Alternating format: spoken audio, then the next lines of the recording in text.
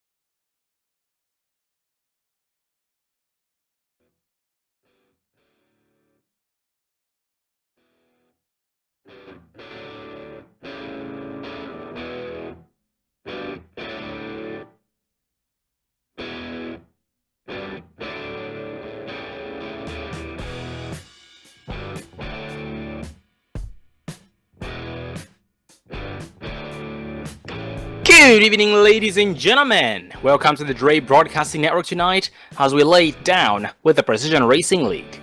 We are coming to you live here tonight from Pocono Race with a tricky triangle with the Precision Racing League, as this will be round number 11 of 12, the race before the end of the season.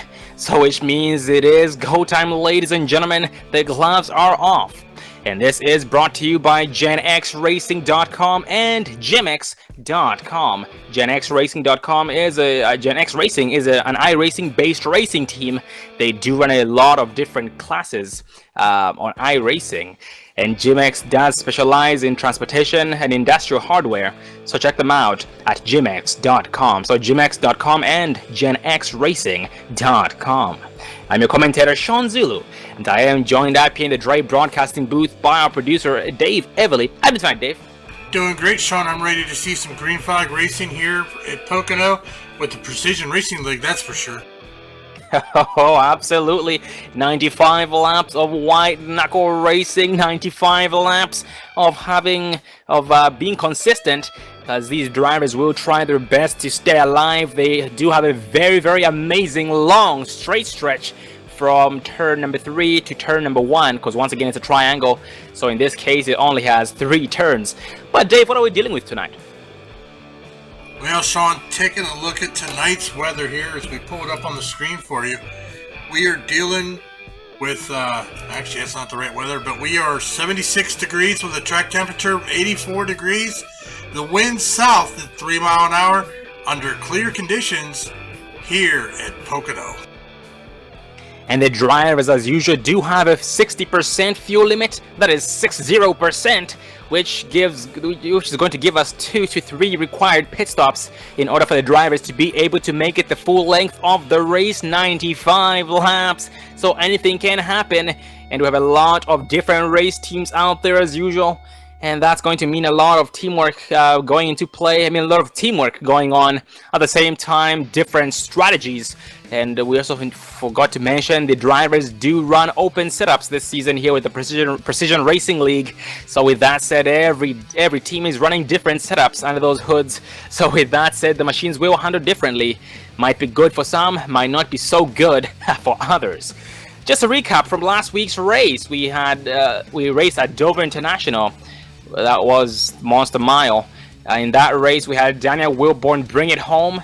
Zachary York did come out second. Markel Murphy came out third. Joni Pierce fourth. Dale Robertson fifth. Jeffrey Ford sixth. Eric Roberts seventh. Trevor White eighth. Chris Perez ninth. Steven Aguiar 10th. And he did round up the top 10. And John LaBoff 11th. Colton Lane 12th. Brandon Massey 13th. Ronald McManus 14th. Dustin Hall 15th. James O'Brien 16th. Craig Hawkins 17th. Austin Moore 18th. Adam Chapman 19th. Eddie Hawks 20th. And Derek Pemberton came out in 21st. And Ken Caruthers in the 22nd place position, rounding up the whole entire field. Well, moving on to our current point standings, we still have Markel Murphy still leading in points. Last week he was tied in points with the 14 of Joni Pierce, but it is different now. Well, actually that's the 16 of Joni Pierce. So Markel and Pierce were tied in points last week, but Markel was able to break the tie by finishing ahead of Joni Pierce. And with that said, they are now only 3 points apart. So only 3 points separates the two drivers, first place and second place driver in points. And this is round 11 of 12, which means next week is the final race of the season. So it's going to be a brawl between these two drivers. Chris Perez third in points, Colton Lane fourth in points, Dale Robertson fifth, Steven Aguiar 6th, John LaBoff 7th, Dustin Hall 8th, Cody Nutmiller 9th, Craig Hawkins 10th, and that does round up that top 10. And looking at these drivers' teams, the teams they're representing, we have Markel Murphy from Flat Out Motorsports, Joni Pierce, Simtech Racing Team, Chris Perez, Big D's Racing, Colton Lane, Ford Lane Motorsports, Dale Robertson, Big D's Racing, Steven Aguiar, Wrangler Motorsports, John LaBoff, Northia Racing Team, Dustin Hall, Simtech Racing Team, Cody Nutmiller, Gen X Racing Team, and Craig Hawkins in the Ironic Sim Racing Team. So that's Ironic Sim Racing with Craig Hawkins.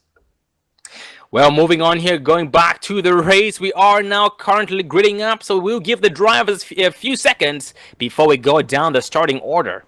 And looking in the chat there, we have a couple of viewers. We have Blake Tolliver, good to see there, Blake, and Matt Gunderson, good to see there, Matt as well. And thank you for tuning in, guys.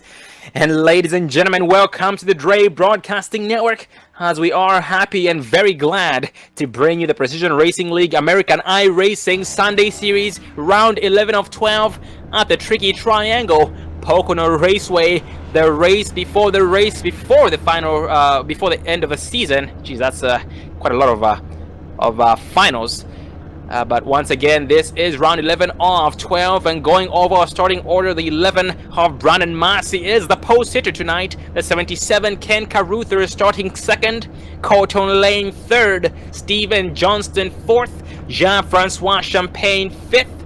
We have James O'Brien sixth, Johnny Pierce seventh, Eric Roberts eighth, David Dreckman, ninth, Chris Perez 10th, and that does round up the top 10. Matthew York starting 11th, Dale Robertson 12th, Eddie Hawks 13th, Tom Chisholm 14th, and Tom Chisholm being the last driver qualifying tonight. Stephen Mattox 15th, Markel Murphy, our current leader in points, is in 16th, Jeffrey Ford 17th, John LaBoff 18th, Adam Chapman 19th. We have Craig Hawkins, Trevor White, Derek Pemberton, Ronald McManus rounding up the rest of the field, giving us about a 22 to 23 car field here tonight. But we are going to find out before too long. Actually, that's going to be 22 machines starting here tonight's race. We are missing Stephen Mattox, including... It's going to be only Stephen Mattox missing tonight. But we look forward to seeing this driver back next week for the final race of the season at Homestead Miami Speedway. And we are missing a couple of more drivers there. The 5, Jason Ashby, the 4 of Sammy Holmes, and a couple of more. We hope to see these drivers back. We hope all these drivers are doing well. And we look forward to seeing them again back next week for the final race of the season at Homestead Miami Speedway with support for D. LaBeouf by LIT Motorsports. Well, ladies and gentlemen, once again, welcome to the Dre Broadcasting Network. For all those returning or existing viewers, welcome back to the Dre Broadcasting Network. We are glad to have you all, both new and old, and welcome once again. And if you are new, this is Dre Broadcasting Network bringing you some action here with the Precision Racing League American iRacing Sunday Series, brought to you by GenXRacing.com and GemX.com. GenX Racing is on the top left of your screen right before the live logo, while GemX is on the top right of your screen underneath the pacing sign. Well, here we are going green for the first time for 95 laps, being led by post sitter 11 of Brandon Massey, being pushed by the 60 of Colton Lane. On the outside line, Ken Caruthers with the help of the 43 of Steven Johnston. Yeah, getting ready to go green flag for the first time tonight here. Just one more race after tonight before we crown a champion here in the Precision Racing League as they are coming through turn number 3. Getting ready for the green flag to start this race. That's right, ladies and gentlemen, 95 laps in this 2.5 mile tricky triangle here at Pocono. The pace car is off. They keep it at pace speed. Green flag is out and off. They are going. Brandon Massey bringing them here to the start-finish line as he's got Ken Caruthers on the outside coming into turn number 1. Yep, and Steven Johnson drives in way hard. He's trying to take advantage of these wheels while he can. These machines do have, well, you should say these tires have the most grip this far, maximum grip. Only less than 1 lap in, half a lap in, I should say. And 60 of Cotton Lane goes from 3rd place to 4th place in 1 lap, maybe not. 13 Jacques-Francois is inside here as they enter turn number 1. And Jacques-Francois still trying to make a power move, but Cotton Lane clears him successfully and maintains that 4th place spot. And Jacques-Francois will back it down for now and try and pounce later. And up front here, 77 of Ken Caruthers gets overtaken by the 43 of Steven Johnston for 2nd place. Most definitely, Sean, here. They are starting to fan out a little bit. This is going to be a tough race, though, because I always have a hard time here at Pocono. These turns are flat, just a very little bit of a banking in these turns. So they are going to have to get down on the brakes here coming into the turns, then back on the throttle. Tell you what, I have a hard time here at Pocono. Oh, you and me both, brother. You and me both. Yeah, with this track having little to no banking, that makes the rotation very, very difficult. At the same time, Dave, it's going to make passing even more difficult. So right now, that's exactly why we're seeing drivers making moves early on. Because Dave, once those tires are gone, it's going to become icy loose. Yeah, most definitely here is, they also got to wear, I mean, these tires are going to wear a lot quicker than, say, a Daytona, Talladega, other 2.5 mile tracks. So we'll have to see how these drivers adapt as the track conditions change. Almost definitely. We're going to be seeing a lot of drivers starting to use different race lines. For example, so far 60 of Cotton Lane is riding the inside line and powering off the exit of the turns, going all the way high as close to the wall as he can get, while Ken Caruthers is riding a groove higher than Cotton Lane, but so far their pace is still matching. It is still equal, and Cotton Lane trying to make some moves. And Dave, one thing about this track as well, one other thing about this track is that it's like a road course. It's similar to a road course, and in a sense that slow in, fast out works very well. Yeah, most definitely so. But all these drivers got different turning points. It looks like that inside lane there, inside the turns, is going to be the way to go. It's Colton Lane is now moved up into 3rd place after passing the 77 of Ken Caruthers. And a battle brewing up for 6th place, the one of James O'Brien, Johnny Pierce. They were side by side throughout the front straightaway, but they do end up going back single file. Johnny Pierce trying to make a power move against James O'Brien. a little bit of a slingshot, a good run off the exit of turn 1 from James O'Brien, and that gap will stay consistent, and Johnny Pierce will live to fight another lap, another time, and Ken Caruthers here being caught at a very fast rate by both 16 of Johnny Pierce and the 1 of James O'Brien.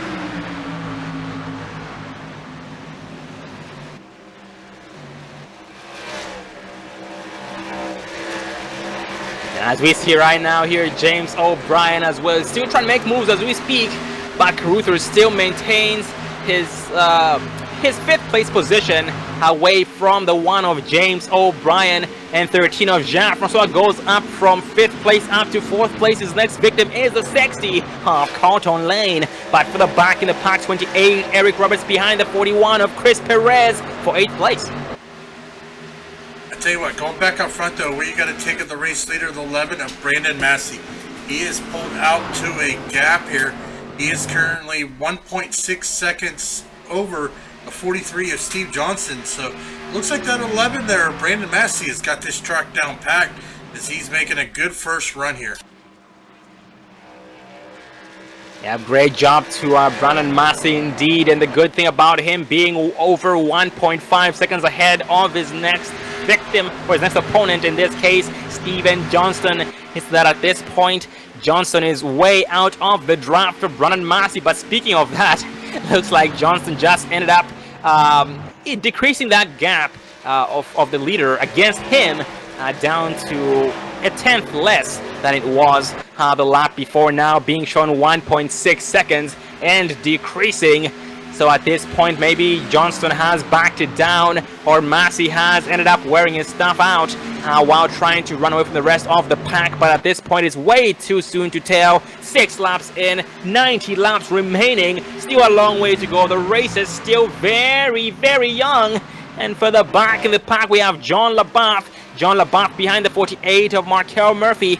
And John LaBeouf's biggest opponent so far is Dale Robertson, who is about 0.8 of a second behind him. And this, once again, we are only 6 laps in. Well, now 7 laps in, 89 laps remaining here in tonight's race. And already, Dave, we already have drivers. I should say the field is already spread out. Yeah, most definitely. Not sure what happened to the 45 of Eddie Hawks, but it looks like he just came off pit road here not too long ago here, as he's only got 1 lap on his tires.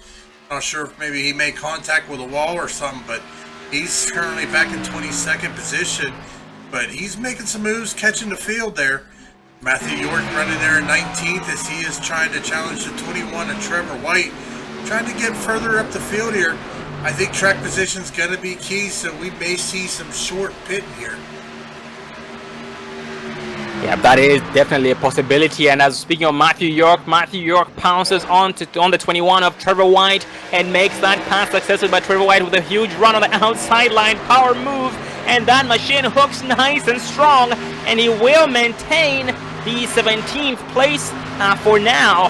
And yep, Matthew York has no choice but to fall back in line because he did fall short, bad exit off turn 3. And a little bit up front here, 96, Adam Chapman being shown in the 14th place spot, only 0.3 of a second ahead of his next opponent, the 81 of Derek Pemberton. And with the, we have driving the grass on the backstretch, that's 13 of Jean-Francois. Jean-Francois sustains some left rear damage on the machine, but somehow saved it still, and the green flag stays out. We're going to pull up the Dre Broadcasting instant replay here, taking a look at the 13 of Jean-Francois Champagne.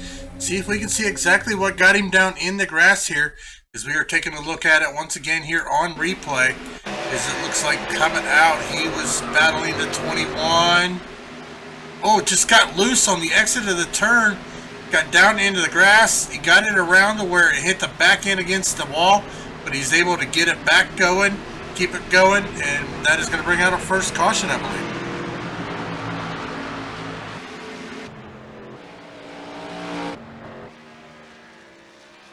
Ooh, actually, Dave, we had a different incident on the track. 19, Matthew York, heavy smoke from the rear end. And yeah, it looks like, Matthew York got a piece of the action from somebody else. He started up front. Gotta try and catch a number on the machine. It was 78 of Ron McManus. The machine just went sideways and he lost it. Well, as we focus here now on the 78 of Ronald McManus, see if we can see exactly what happened. Oh, looks like coming out of the turn, he just lost it to 23, nowhere to go, was around. Same with the other car there, so that looks like it's going to affect about 3 cars here on our first caution. Absolutely, very, very unfortunate indeed for all drivers involved in that. Ronald McManus, that machine, the back end just snapped around, sending the front end down the track into other traffic, unfortunately. But he did try his best to save it. But man, yeah, that thing was just loose. He was very, very stubborn and did not want to get corrected.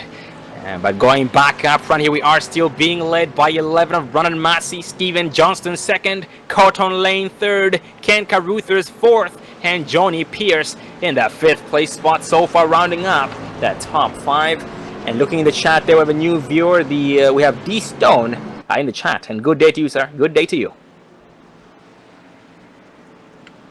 And only 10 laps in this far, 86 laps remaining. With that said, not green flag pit stops, but pit stops will be taking place most likely, because even having over 5 laps on their tires, these drivers, it will really affect them. They will feel the effects of that.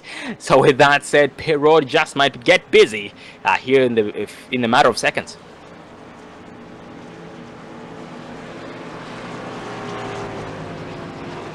Yep, off 10 turn number 3, Brandon Massey will lead the drivers down pit road, and the field will follow.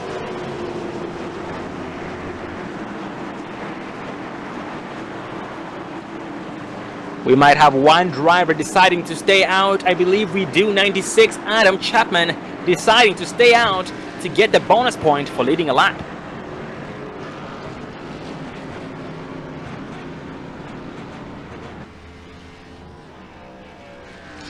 And early on here in the beginning of the race, I talked about the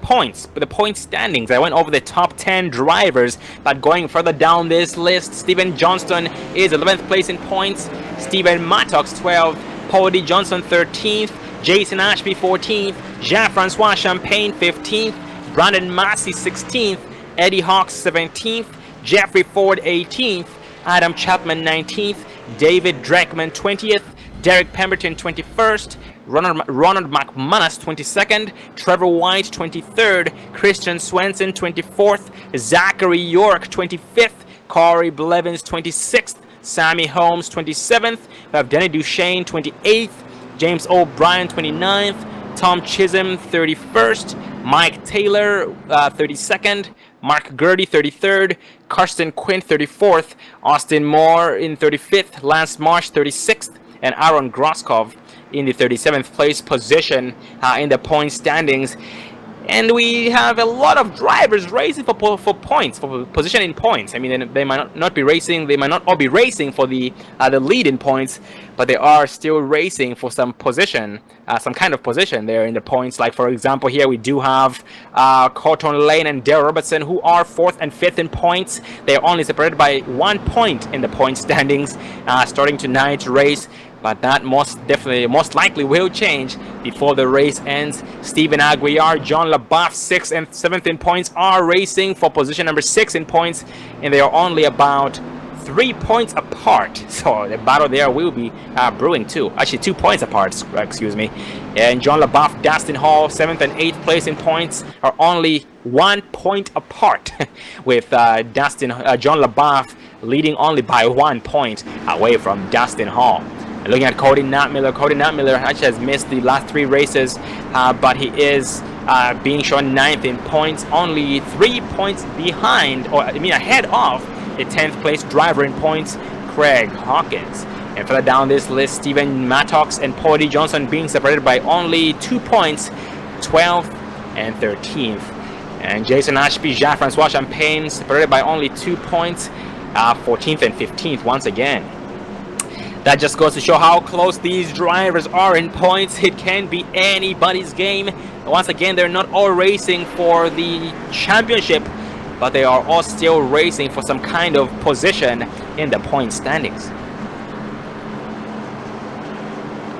And we are now back 1 to green, this time by being led by the same leader. 0 lead changes this far. Brandon Massey with the help of the 43 of Steven Johnston on the outside, line 60 of Cotton Lane with the help of the 16 of Johnny Pierce. And the leaders, once again, leaders in points. Johnny Pierce and Markel Murphy only separated by 3 points in the point standings. And so far on the track, we have Johnny Pierce being shown 4th place, while Markel Murphy is starting right behind him in the 6th place spot. So here on this restart, they will be nose to tail.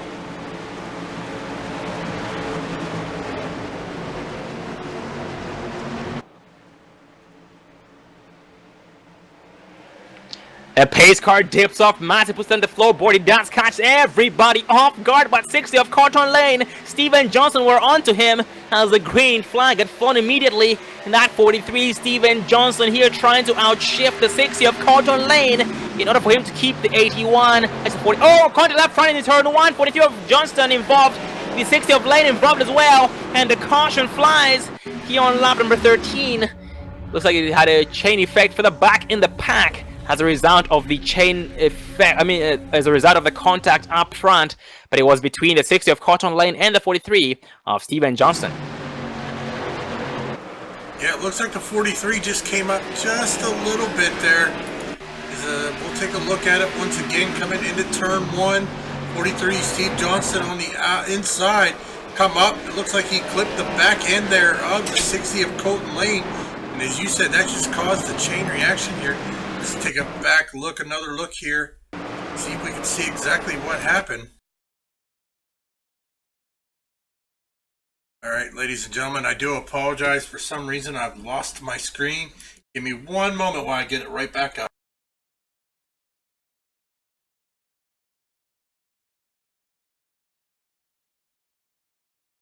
Yeah, but going back up front, this does shake things up a little bit in the top 10 as we speak, but Brandon Massey still being able to maintain the lead. Markel Murphy 2nd, moving up to 2nd now. Cotton Lane 3rd. Steven Johnson being shown 4th, but that most likely will change. Yeah, because both drivers, Cotton Lane and Steven Johnson, were involved in the last incident there, entering turn 1. But James O'Brien being shown 5th, Chris Perez 6th, John LaBeouf 7th, Ken Caruthers 8th, Dale Robertson 9th, and Eric Roberts in the 10th place spot. And Trevor White has come a very long way here tonight, going from 22nd place position in the race so far to 11th place, pretty much gaining half the spots.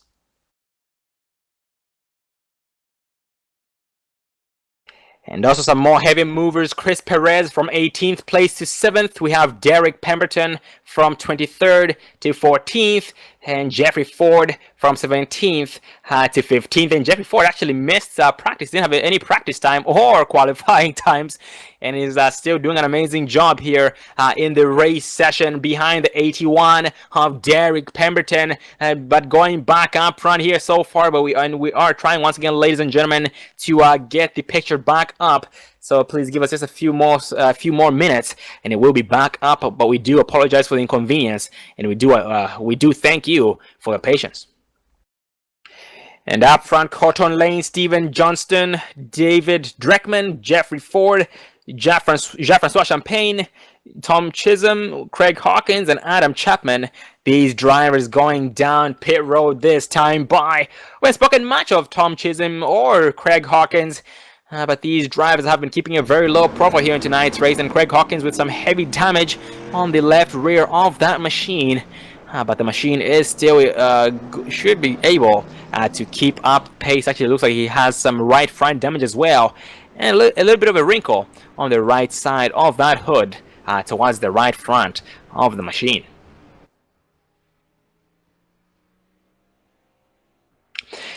But up front here, Brandon Massey, Markel Murphy, James O'Brien, Chris Perez, Ken Caruthers, Dale Robertson, Eric Roberts, Trevor White, Eddie Hawks, Derek Pemberton, David Dreckman. I just watched that. But all these drivers besides David Dreckman did not go down pit road, except for David Dreckman. So they will now have 5 laps on their tires, 4 more laps compared to everybody else, but that should not affect them whatsoever, if any, because most of these laps were ran under caution. So these drivers who did not pit in are in luck, and they did stay out on purpose.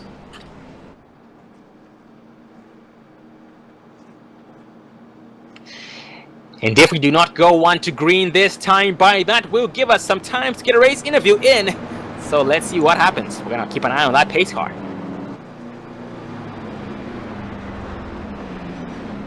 And thanks to David Everly here with the Dre Broadcasting Network, we were able to get the picture back up. Thank you once again. And the lights on the pace car still stay on. So you know what that means. That gives us time for a race interview. So let's focus on the 11 of Brandon Massey.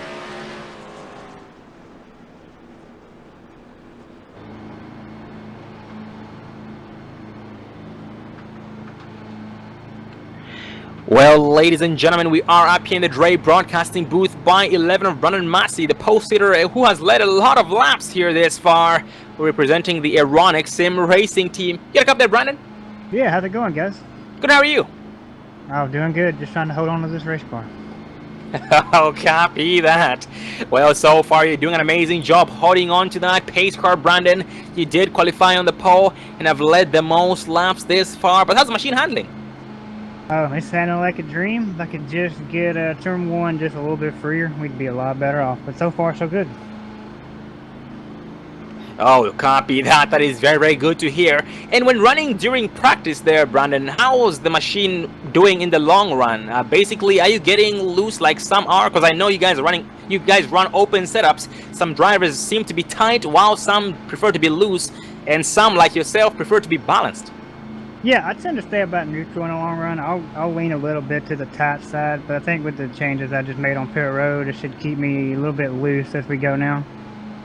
Seems like these cars here lately, no matter what, you really want to start out really loose, because it's always going to crank it out and make you really tight in this new build here. Oh man, yep, they do say loose is fast, but absolutely that is very, very understandable. And also we noticed how the machines, pretty much the machines seem to be changing the handling or the performance with every single lap. Tell us about your experience with different race lines, because you seem to have been using different race lines and not just the bottom lane like most people.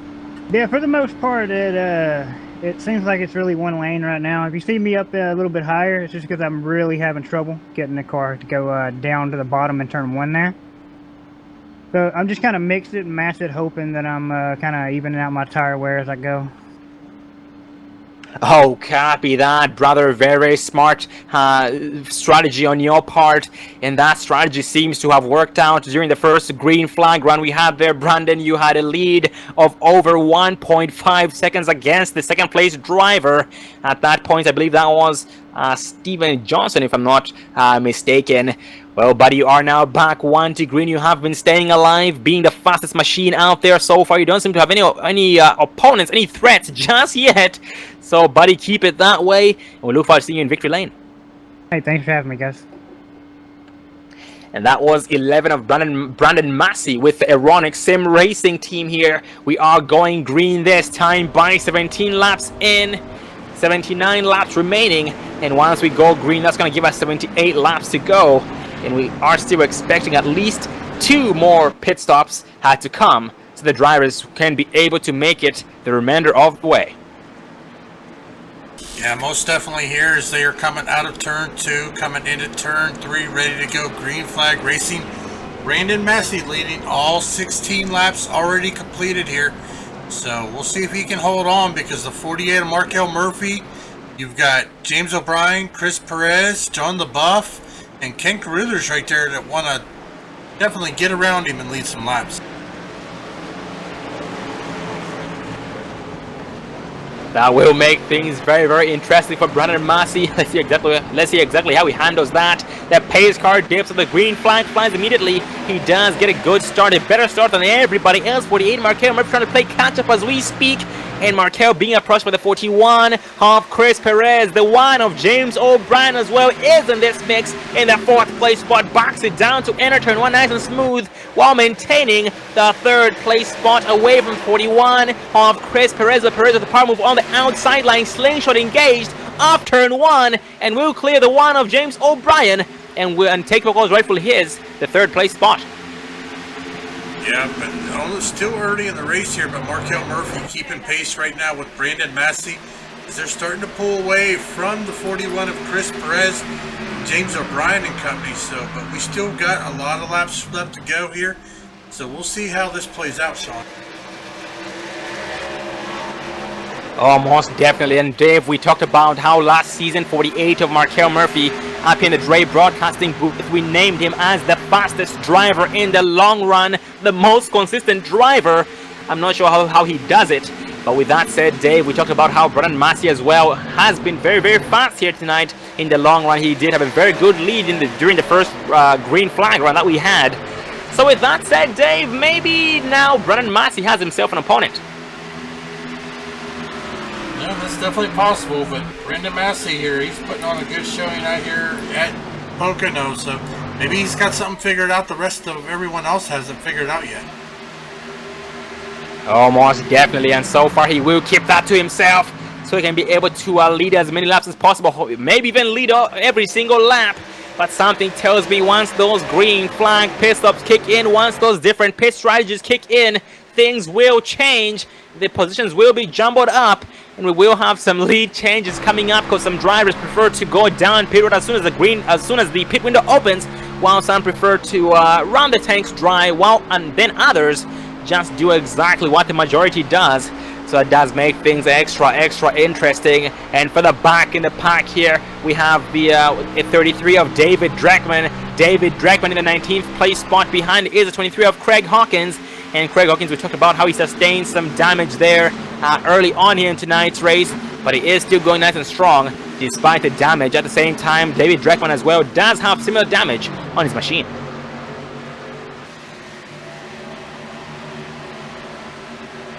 And up front here, the one of James O'Brien trying to make a move against the 41 of Chris Perez, but Perez will maintain that 3rd place spot with a slingshot off turn number 3. Good exit by the 41 of Chris Perez, and now his next victim is the 48 of Markel Murphy. And ladies and gentlemen, we have a special guest coming up here in the Dre broadcasting booth. It is one of the drivers here tonight. Had some bad luck tonight. One of the, he's actually 2nd place in points. The 16 of Johnny Pierce. How are you doing tonight, John? How are you doing tonight, John? Not very good. I figured I wasn't busy, so I wanted to come up and talk to my friends in the booth. Oh man, we are glad that you were able to come up here. Not glad you got wrecked out, but glad that you're able to come up here in the Dre broadcasting booth. It's a good race so far there, Johnny. Yeah, well, Brandon Massey, I think he's going to put this thing down tonight and get his first win. Oh man, that would be something. He's led every single lap this far, and he has been a very fast driver in the long run. And Johnny, we named Markel Murphy as the fastest driver in the long run last season. So I'm guessing that here before too long, Brandon Massey just might have some competition. I think so. There's been a lot going on over there in their garage. I know Ken Carruthers has been coming on, and we've been working with him a little bit too over at SimTech with Overclock Motorsports. Chris Roberts has been really doing all we can to try to get these guys up to speed and give everybody a show. Oh, 10-4. Well, that is a mission success. By the sounds of it and by the looks of it, that is very, very good. And Johnny, here you had some bad luck in tonight's race, like you talked about. And tell us how's your machine handling there tonight? Because it seemed as though you were taking it easy basically in the very beginning, but then you started making some headway towards the front before the incident. Yeah, we were just trying to get settled in and try to get the long run, because I think we probably had a good long run car. We're just trying to settle in and get comfortable. Oh, 10-4, that is all you can do. And we noticed how some drivers seem to be changing up their race lines, lap after lap. It's understandable with the difference, basically the differing relationships between the track and the car, lap after lap. And we talked to Brandon Massey here under the last caution we just had. He talked about how if he's running the outside line, it's because his machine is not wanting to go down to the inside. How's yours? Was yours more responsive than his? We were pretty much set up to go on the low line, but they don't call this the tricky triangle for anything, for no reason. If you look into turn 3, you'll see a patch up there high on the track, and I tried to get up on that patch and see if we could get a little better run off. We are on a caution here this time by on lap number 24. Hold that thought there. Johnny will get back to it. And 23 of Craig Hawkins was involved in the incident. He was spun out sideways on the track off the exit of 3. Let's back it up on the Dre broadcasting group if we can there, Dave, and see what happened. Yeah, focusing on the 23, Craig Hawkins looks like coming out of turn number 3. The car just kicked wicked loose there on the exit, and he went spinning. He did go down on the inside of the track. Nobody else involved there. That's going to be an early end of the night if his pit crew can't get that damage fixed. Yeah, unfortunately, the 23 of Craig Hawkins has retired for the night.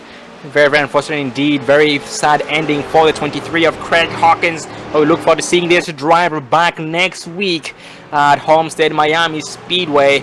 And here going back up front, we are still being led by the 11 of Brandon Massey. In second place is the 48 of Markel Murphy. James O'Brien third. Ken Caruthers fourth. And Chris Perez in the 5th place spot. And Johnny, I know you're very discouraged.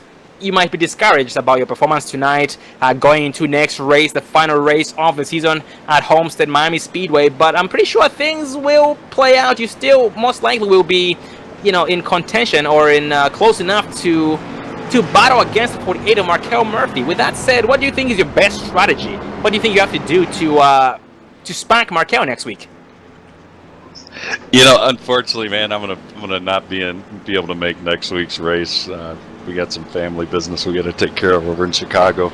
But yeah, it was unfortunate. I wish we could have made that race.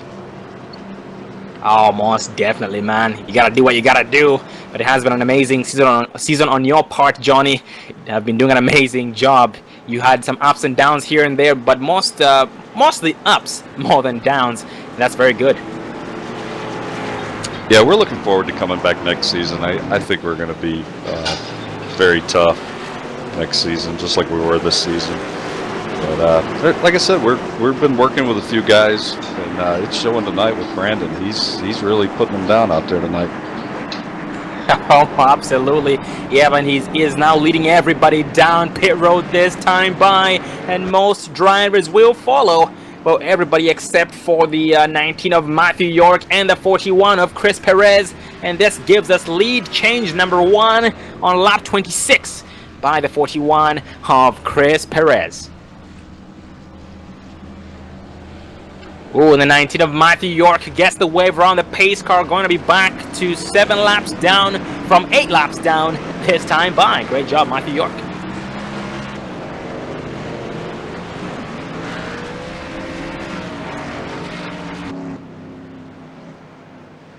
And Johnny here, this season you came in and you guys were running open setups. How do you feel about the open setups, man? Having the flexibility of pretty much setting up your own machine. Oh, I love it, man.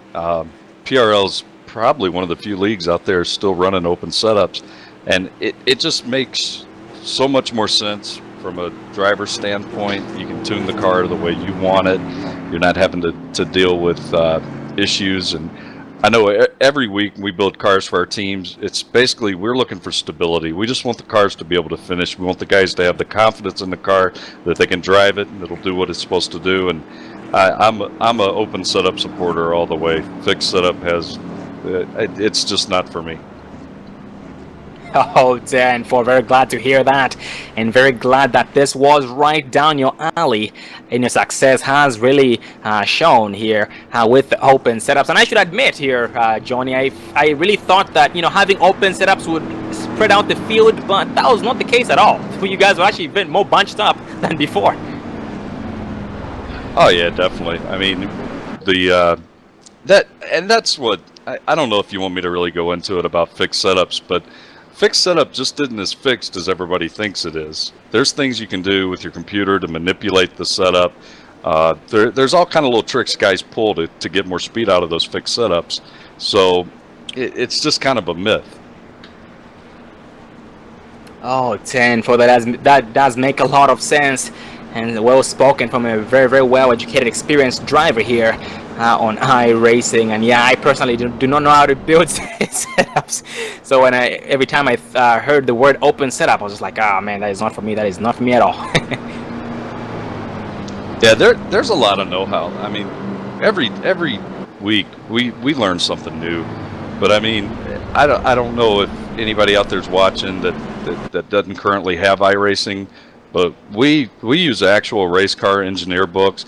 If you go over to Commodore Garage, iRacing Commodore Garage, Matt Holden, he's a college-educated race car engineer.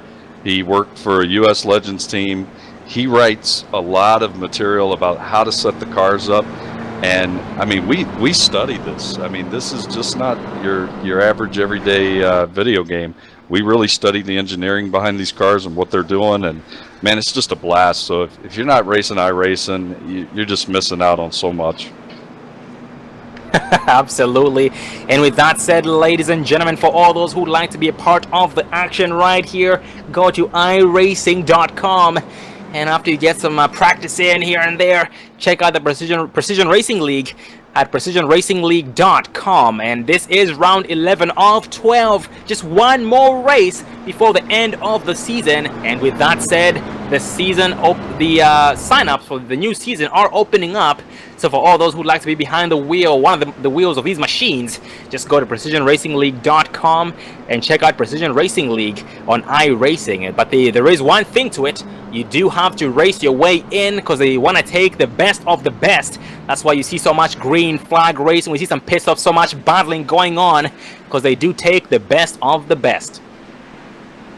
Also, one more thing there about the open setups that I've noticed this season there, Johnny, is that these open setups have actually made the league very much, basically the people in the league are way much closer than they were before, because I've noticed that when we interview people every week, they might be running setups from other team drivers. I mean, they're opponents, but they're still sharing setups. Yeah, you're not going to do this by yourself. You're not going to be competitive every week by yourself. It's a group effort, every one of these cars. And the thing about it is, just so you know, a lot of weeks you'll have 3 or 4 cars that are on the same setups. So it's still very driver dependent, but you just cannot build these cars without having help. It's a group effort. Oh man, absolutely, very, very nicely said. Yep, you have to work together for somebody to win. And yeah, these drivers do an amazing job week after week, and it's amazing what the guys here at the Precision Racing League have done, putting you guys together week after week, and you guys do an amazing job every single week. And so far here we are back 1 to green, still being led by 11 of Brandon Massey with the help of the 1 of James O'Brien on the outside line, 48 of Markel Murphy with the help of the 911 of John LaBeouf. And this is John LaBeouf's highest position so far here tonight, from 18th place to 4th place, exiting turn 3, going green this time by. As they come out of turn 3, just waiting on the pace car to dip off. Get ready to go back. Green flag racing. Pace car is off. Green flag is out. We are back racing here at Pocono Raceway as Brandon Massey gets a good jump over the 48 of Markel Murphy. Here comes the 1 of James O'Brien. He is going to be looking to get to the inside of Markel Murphy coming into turn 1. He is going to get down there. Markel Murphy staying mid-high, but he is not going to let the 1 of James O'Brien get there, as they are battling. But now James O'Brien's got some competition behind him with Eddie Hawks and Dale Robertson. They are right there behind them as well, ready to pounce as soon as that mistake's made. Yep, and Dale Robertson and the 45 of Eddie Hawks coming out of nowhere. Eddie Hawks drifts way wide, way too high. Robertson to the inside of him, but 45 of Hawks will still maintain the outside line and lead a slight nose as they approach turn number 3. But 13, Jean-Francois Champagne back in this mix, back from the dead in 7th place. After starting in the 5th place position, he had some bad luck there on the exit of, that was turn number 1 early on. He was able to keep that machine out of trouble, away from trouble, and is back up here in the top 10. Very good to see despite the scratches and dents on that machine, it is still going nice and strong. And for the back of the pack, the 95, Jeffrey Ford as well in the 9th place spot behind the, that's going to be the 96 of Adam Chapman and ahead of the 21 of Trevor White.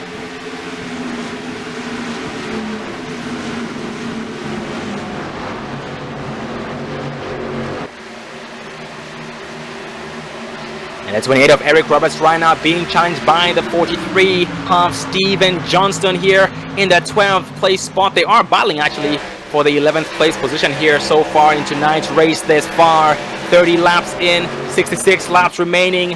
At least one more, I should say maybe two more required pit stops in order for the drivers to be able to make it the full length of the way.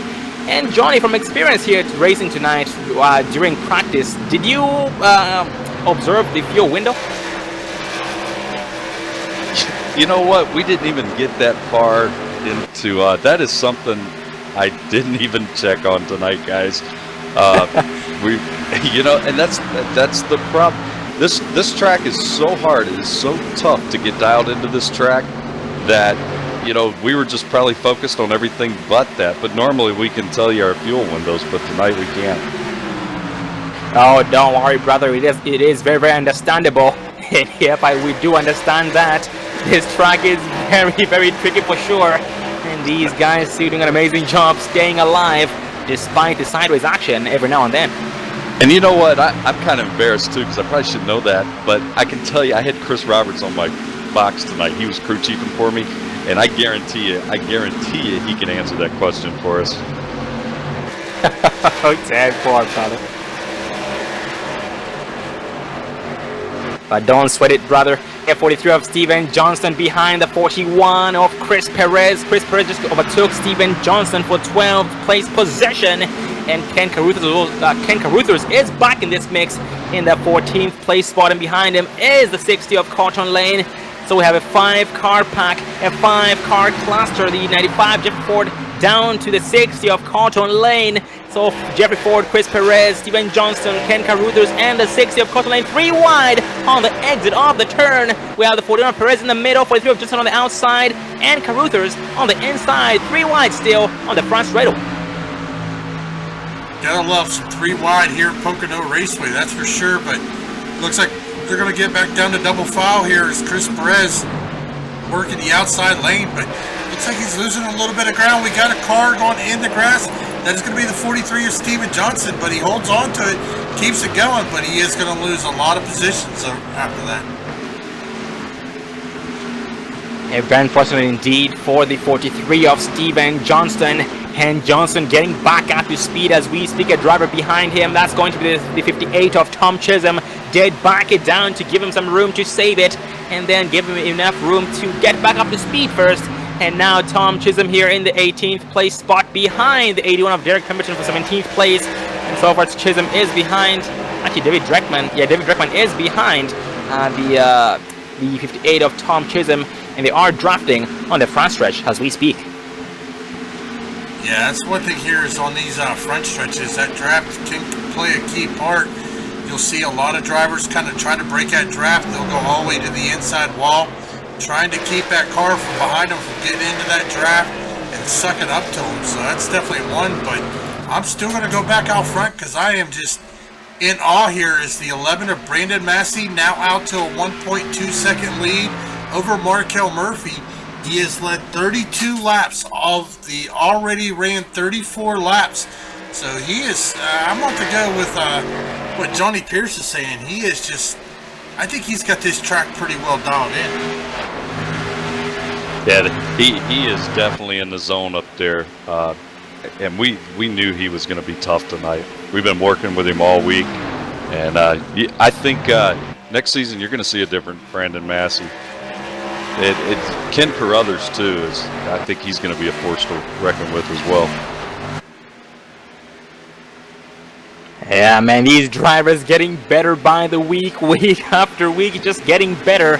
And yeah, Johnny, I'm glad you mentioned that. We've seen a lot of drivers go from being rear pack runners to mid pack runners, some going from mid pack runners to front pack runners, and some going all the way from the back of the pack to the front of the pack within only one season. And that's what you get for when you pretty much get used to the drivers around you.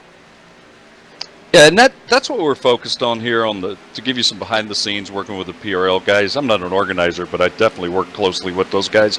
And the bottom line is we want to make this Sunday Night League an environment where drivers know they can come here, they know they can race, and they know we're going to help them and provide them the help they need.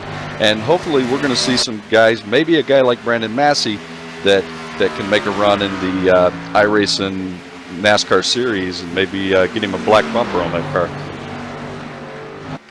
Oh man, yeah, that would be something. And absolutely, ladies and gentlemen, that is Johnny Pierce. And with that said, once again, for all those interested in being behind one of these beasts, behind one of the wheels of these machines, check out the Precision Racing League at precisionracingleague.com or Precision Racing League on iRacing. But just one little curveball to it: you do have to race your way in so that you can be able to compete, because they do cap their fields at only 32 drivers.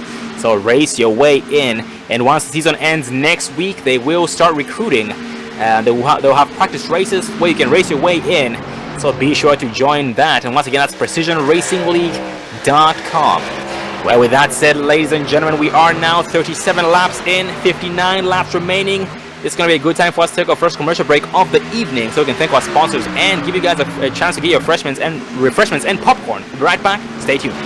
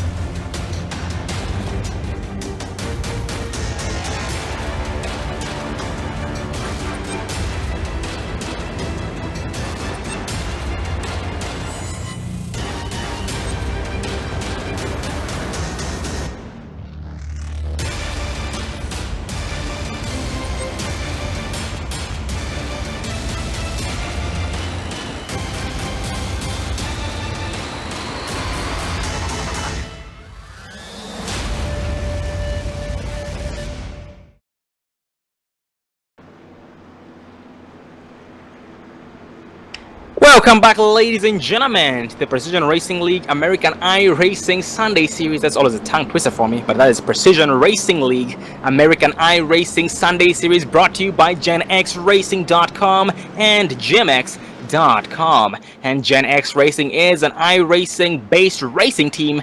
They do run every single series you can think of. They do road courses, oval series. They run A cars, B cars, C cars, which are the trucks. They do K&N cars as well, and dirt road, well, Eldora and all that. Pretty much anything fun, they do it. And GMX does specialize in industrial and transportation hardware, so check them out at gmx.com and also genxracing.com as the main sponsors of this series this season with the Precision Racing League. And Gen X Racing is on the top left of your screen right before the live button, while GMX is on the top right of your screen as well. They're just right next to the ticker. Well, here, going back to the race, we are here at Pocono Raceway. For the new viewers out there, Pocono Raceway, Tricky Triangle, and we are 40 laps in, 53 laps remaining under caution here, being led by the 11 of Brandon Massey. And while under commercial, we had the 48 of Markero Murphy decide to stay out to lead a lap. Because of that, he has been shuffled back further back in the pack. So here he will be trying his best to work his way through the field to try and get back in his rightful place, well, where he was before. He went down pit road in second place, right behind Brandon Massey. And at this point here, Eddie Hawks being shown 5th, John LaBath 4th. We have Markel Murphy being shown 3rd, but that will change here before too long as soon as we cross the start-finish line. And Jeffrey Ford here in the 10th place spot from 17th.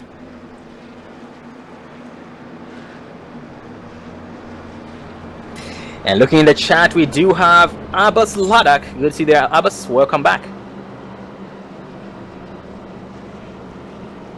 I'll tell you what, Brandon Massey seems to be firing all 8 cylinders. He had a phenomenal pit stop. He just beat everybody out by a country mile. Oh man, yeah, that was an amazing pit stop on Brandon's part. 4 tires, full tank of gas on that GoDaddy machine, the Chevy Camaro. Yeah, at this point, man, it's looking very good for Brandon Massey, and it's not looking too good for everybody else behind him. Yeah, I think he's got him right where he wants him. But I'll tell you what, that number 1 car, if anybody can run him, it's that number 1 car, James O'Brien. That boy can drive a car. I mean, you just have to fight for every inch when you get next to that car. Oh man, yeah, I'm glad you talked about that. James O'Brien, last season's champion, this season's defending champion. He has had a very, very rough season this season. He ended up losing connection, I believe, 3 races, which ended up costing him a lot of positions in points. And last week he had some bad luck, but he is still back here tonight, trying to do as much damage as he can right before next week at Homestead Miami Speedway for the final race of the season. The support for D. LaBath by LIT Motorsports. So be sure to be there, ladies and gentlemen, next week, the final race of the season, the race where we crown the champion next week at Homestead Miami Speedway, right here on the Dre Broadcasting Network with the Precision Racing League American iRacing Sunday Series. Well, this time by drivers getting bunched up nice and tight, holding pace speed 75 miles an hour. And at this point, we will need 1 more pit stop in order for the drivers to be able to make it the remainder of the way. So fingers crossed, that 1 pit stop will be very, very crucial. And as soon as the pit stop is done with, that will mean 1 less thing for the drivers to worry about, and it will be officially go time.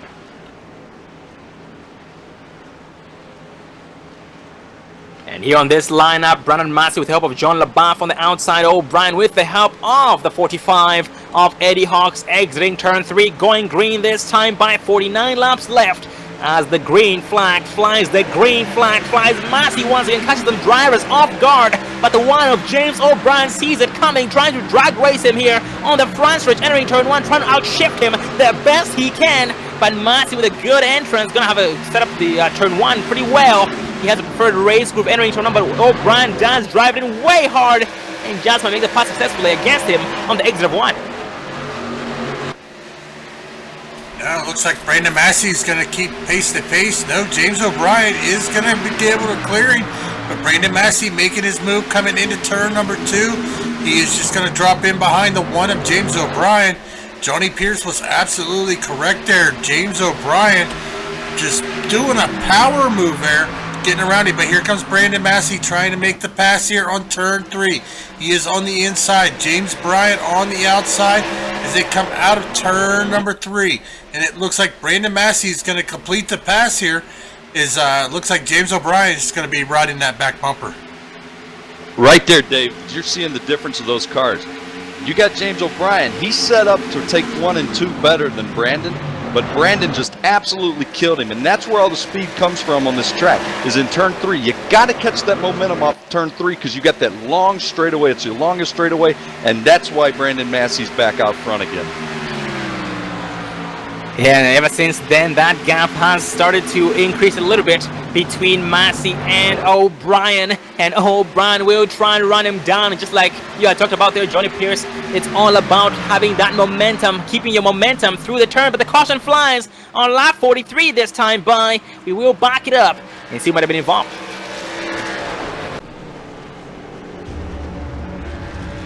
It's going to be unfortunate. That's going to be the 45 of Eddie Hawks as we pull up the Dre Broadcasting replay.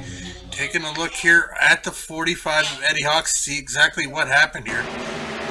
Oh, looks like maybe a little bit of contact there. See if we can get a better look here.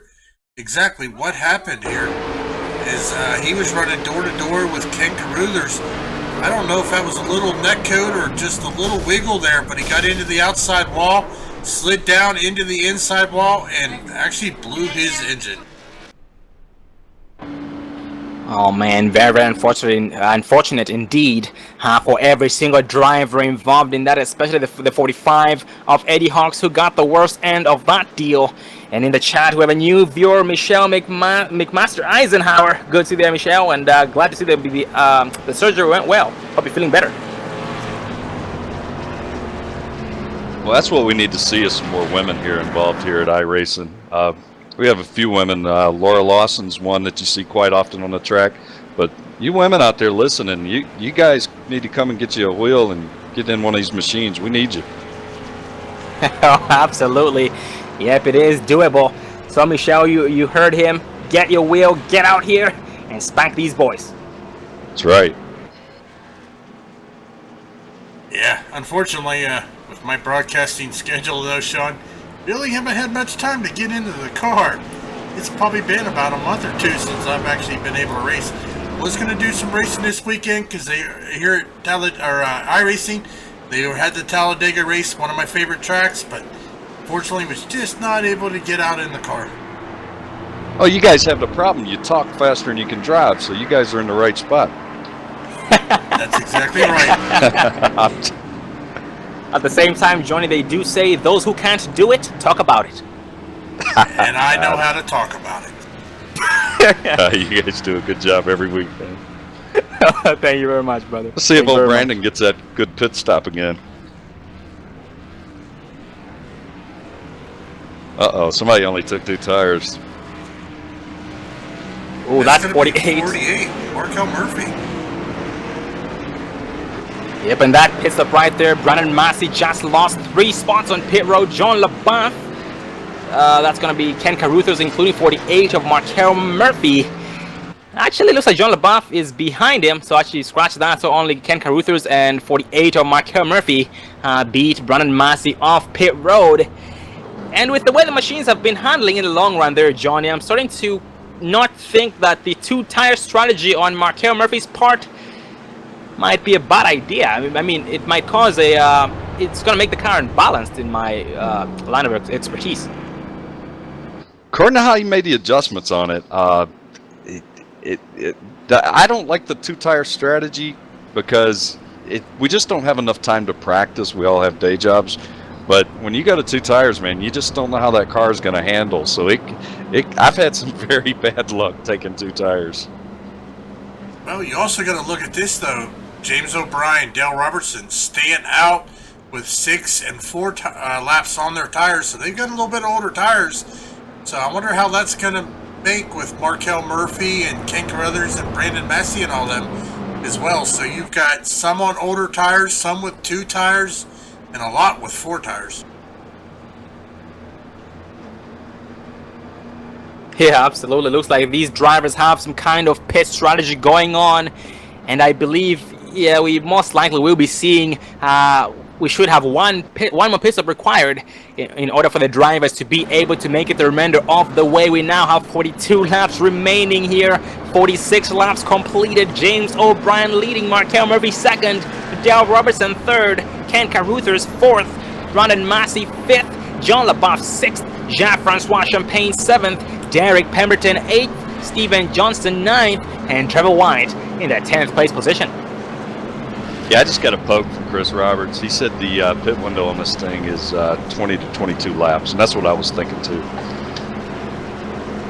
Oh, 20 to 22 laps, 10-4. Yep, that means one more pit stop on the way, and these drivers should be able to make it the remainder of the way.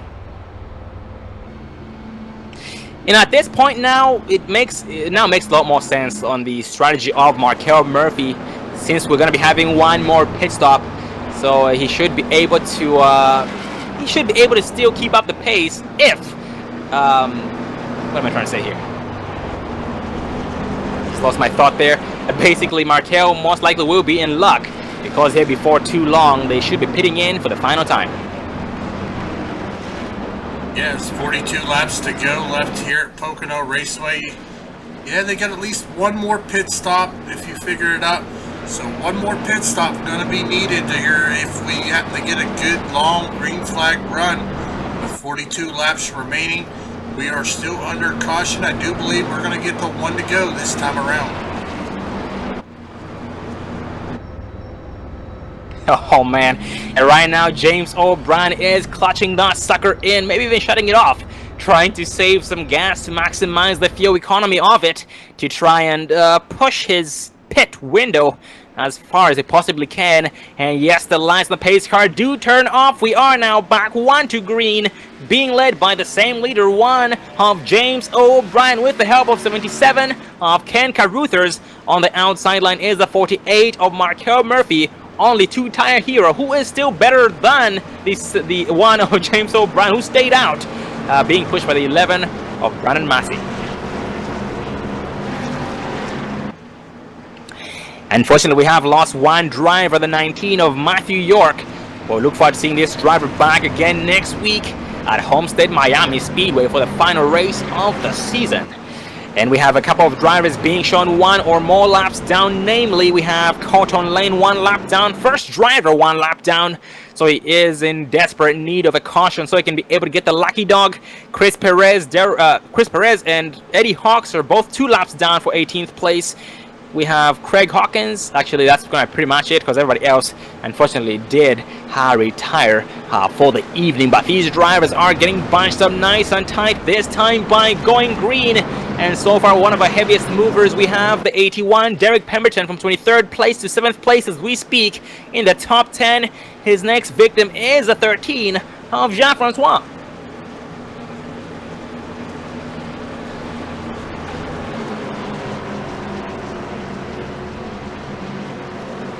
And once again, ladies and gentlemen, this is the Precision Racing League American iRacing Sunday Series, round 11 of 12 at Pocono Raceway.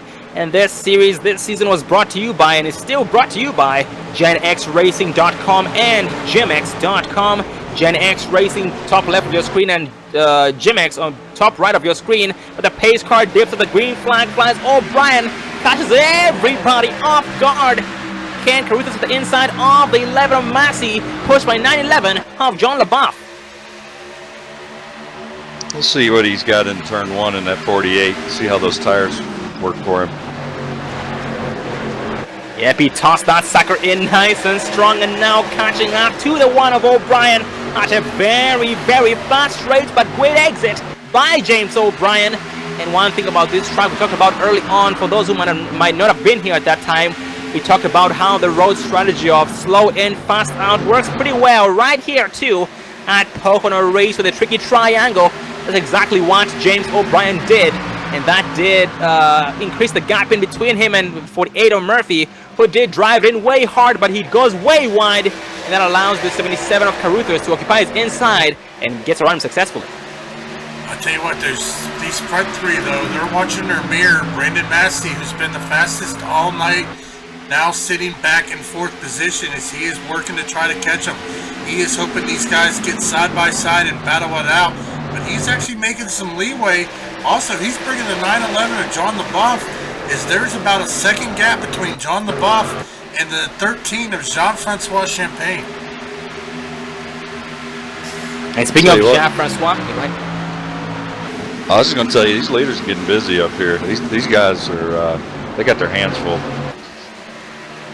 Oh yeah, speaking of that race lead, they are side by side, Caruthers and O'Brien, as the 48 of Markel Murphy just watches the bottom from his cockpit, but Caruthers will propel past James O'Brien. James will try to do the crossover. Oh man, Caruthers all sorts of sideways. The machine getting very, very slick. Oh yeah, wreck on the exit of turn number 3. That was a green machine. That was the 11 of Massey. Well, as we go back to the Dre Broadcasting replay, we're going to take a look here, see if we can see exactly what happened to the 11 and the 48 machine, as they got some extensive damage from that as they were battling. Brandon Massey looking to the inside, 48 Markel Murphy. Brandon Massey just looks like he got really tight or loose, pushed up, and unfortunately the 48 of Markel Murphy was right there. That was really unfortunate for both cars, because they have both been extremely fast here tonight, as both cars look to be smoking heavily.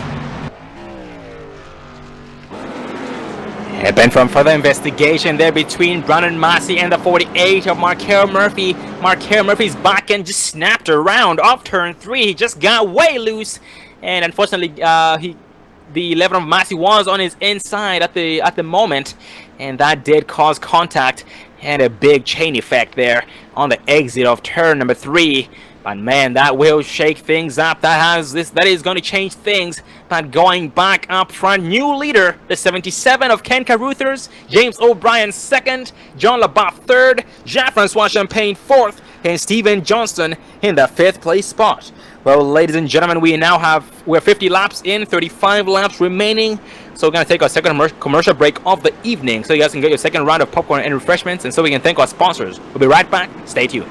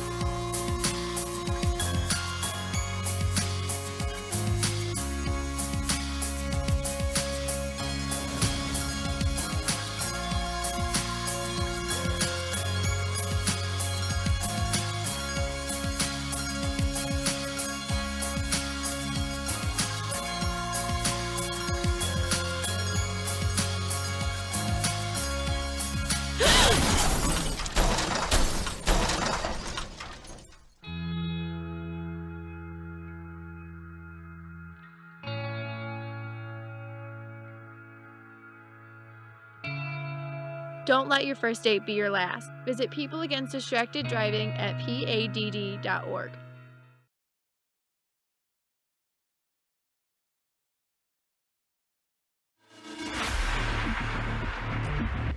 iRacing, you wanted the best, you got them for abreast. Often imitated, never duplicated. The greatest show on dirt, the World of Outlaws.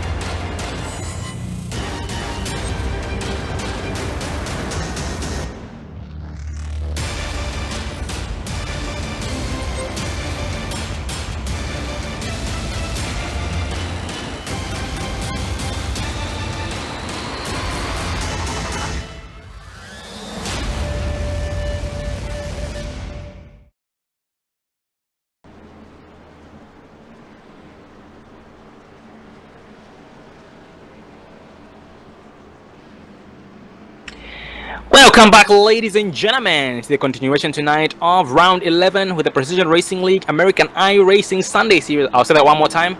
Precision Racing League American iRacing Sunday Series. It's always a tongue twister for me. Here at Pocono Raceway for round 11 of 12. Next week is the final race of the season. And tonight is the race before the final race of the season. And this series has been brought to you by GenXRacing.com. GenX Racing, an iRacing-based racing team. They run A cars, B cars, trucks, Can-Am cars, dirt cars, and road cars as well. Anything fun, they run it. And GenX.com, check them out at GenX.com. GenX specializes in industrial and transportation hardware. That is GenX.com. And GenX Racing is on the top left of your screen, while GenX is on the top right of your screen. Well, this is once again round 11 of 12. With that said, for all those who would like to be a part of the action next season behind the wheel, one of the wheels of these machines, go to Precision Racing League PrecisionRacingLeague.com. That's PrecisionRacingLeague.com for all the information you need to know. And also check them out at Precision Racing League on iRacing. But you do have to race your way in, so be sure to have your A++ game so you can be able to make it, because they do cap their fields at only 32 drivers maximum. Well, going back up front here, we are now back one to green. So far, the lights of the pace car are turned off, being led by a new leader, 95 of Jeffrey Ford, with the help of 911 of John LaBeouf on the outside. Dale Robertson with the help of the one of James O'Brien. And at this point, we have 28 laps left, 27 once we cross the start finish line, once the green flag flies. With that said, the drivers will still need to pit in one more time, this time just for a spot and go. My money on the one car. Yep, that one car here really wants to have an amazing finish tonight after having quite a rough season this season. Here in the 4th place spot ahead of the 13 of Jean-Francois Champagne, and side by side with the 28 of Eric Roberts. But yep, James O'Brien has come a long way tonight, stayed alive, kept that machine straight despite the sideways temptation there on the exit of turn number 3 specifically. We are exiting turn number 3, going green this time by being led once again by Jeffrey Ford in the 95.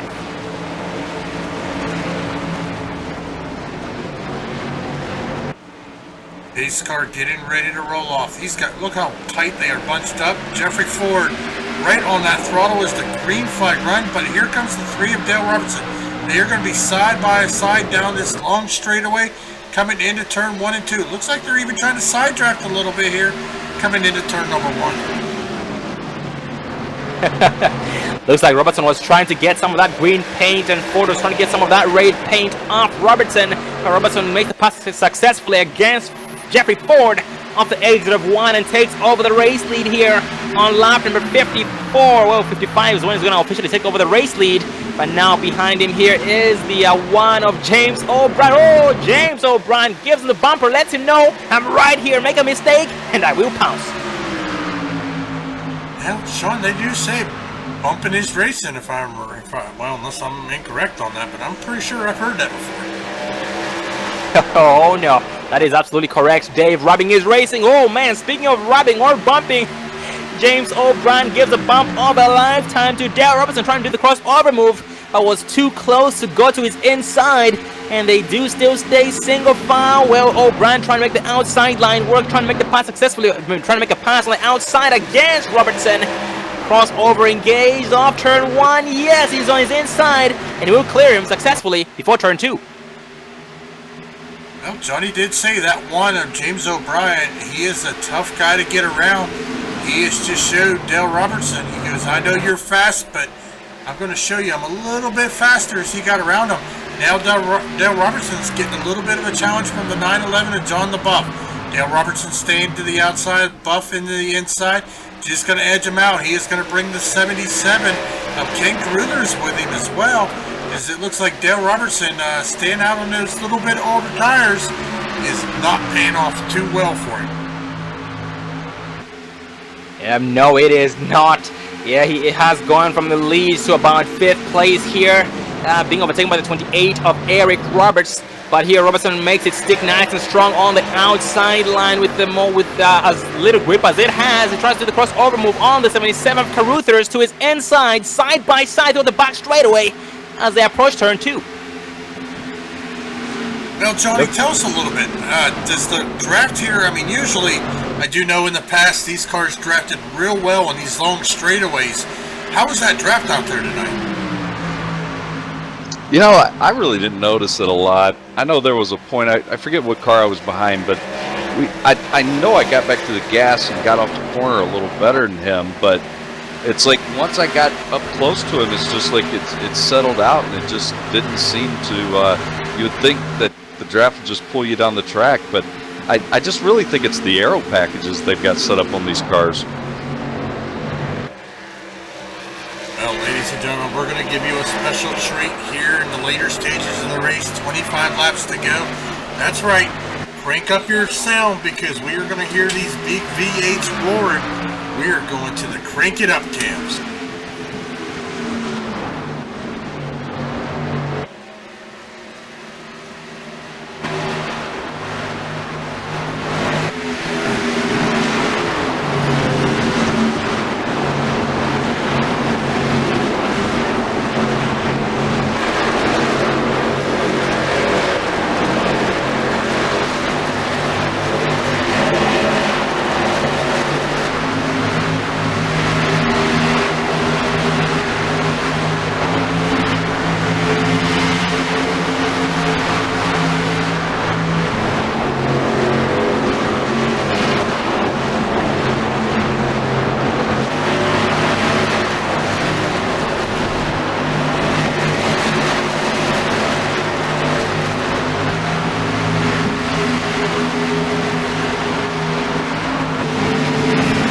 Well, that was the Crank It Up cam right there, ladies and gentlemen, courtesy of the Dre Broadcasting Network.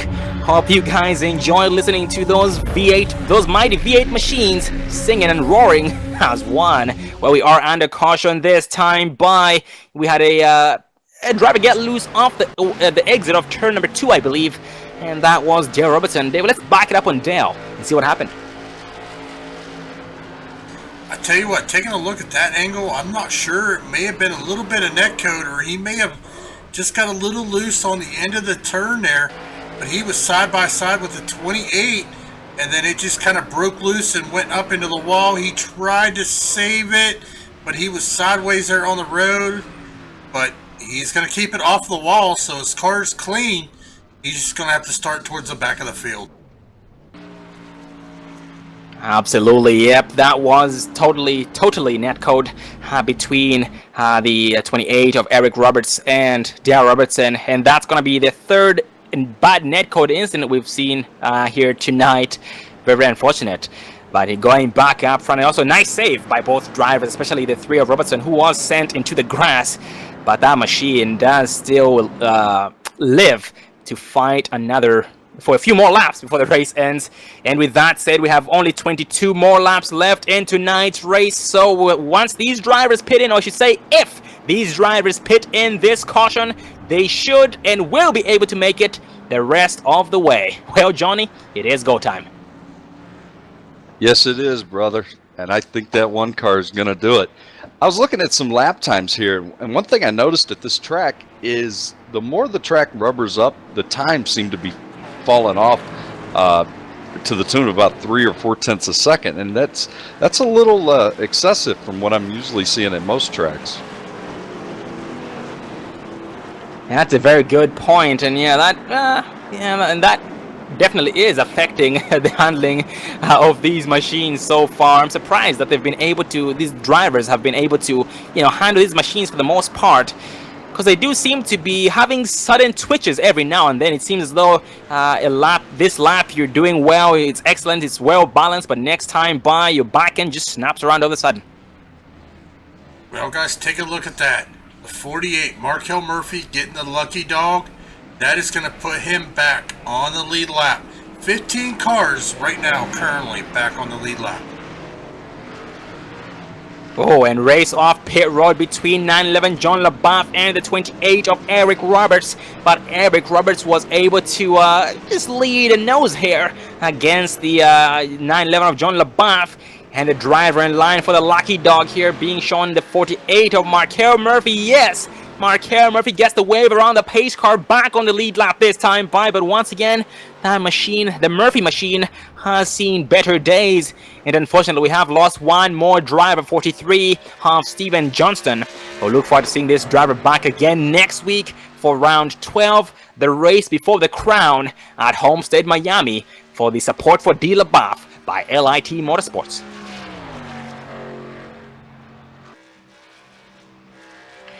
And this gives us some time to get a race interview in, so let's focus on the 28 of Eric Roberts.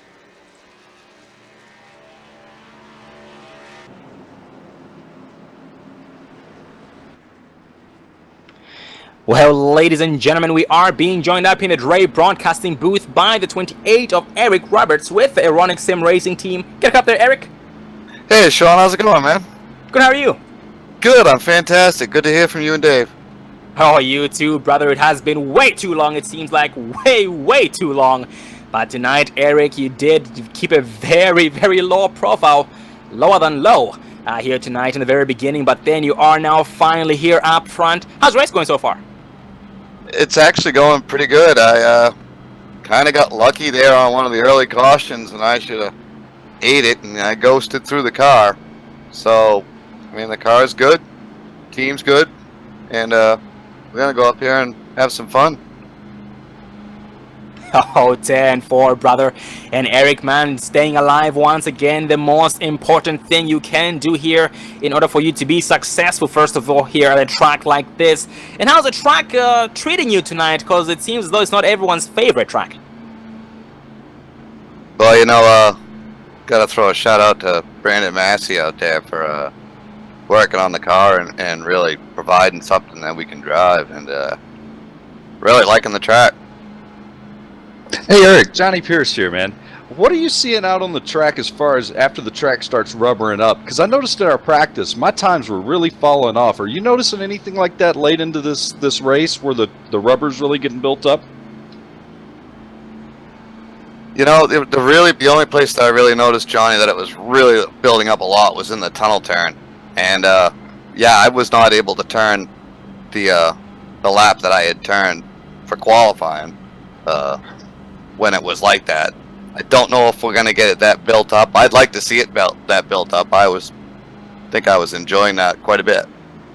Yeah, and that seemed to be consistent with all the other drivers I talked with too. They seemed to be losing the speed in the tunnel turn. So it just seemed that we normally, I don't recall seeing any kind of dramatic lap fall-offs at any other track. So it just seems something that's really particular here with Pocono. Well, you know, it's to get a consistent lap every time here is, you know, it's a challenge. You got 3 different corners. They're all this, you know, can't make them all the same. So, you know, that provides a big challenge for it. But I really liked it when it rubbered in. So we'll see how it goes here. Well, Eric, you turned your fastest lap there on lap 19, where most of your guys like Brandon Massey, James O'Brien, they turned their fastest lap early on. So maybe your car likes this rubber, man. Good luck to you. All right. Thank you, Johnny. Appreciate it. Yep, and that right there was 28 of Eric Roberts with the Ironic Sim Racing team, and we are now back 1 to green, and once again the drivers will be able to make it the rest of the way. And did every single one pit in? Let's see. Yes, everybody pitted in. Well, except for Chris Perez and Cotton Lane. These 2 drivers did not pit in and might not be able to make it the rest of the way, but we will find out before too long. But yep, the majority of the field will be able to make it the rest of the way. This lineup, we have James O'Brien still leading with the help of the 28 of Eric Roberts. On the outside line, Ken Caruthers being pushed by the 911 of John LaBeouf.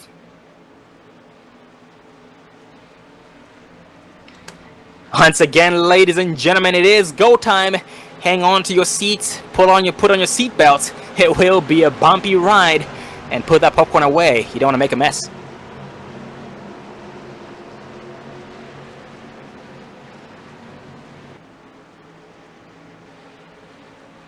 And at this point, we are showing only 14 drivers here on the lead lap, with Chris Perez being the first driver being shown 1 lap down. We exit turn 3, going green this time by the pace car. Will be dipping off. Yes, pace car dips. The green flag does fly. And on the outside line, Caruthers was caught sleeping by 911 LaBeouf. Gave him a tap to give him some life, and that did work by James O'Brien. Great restart, and will still lead.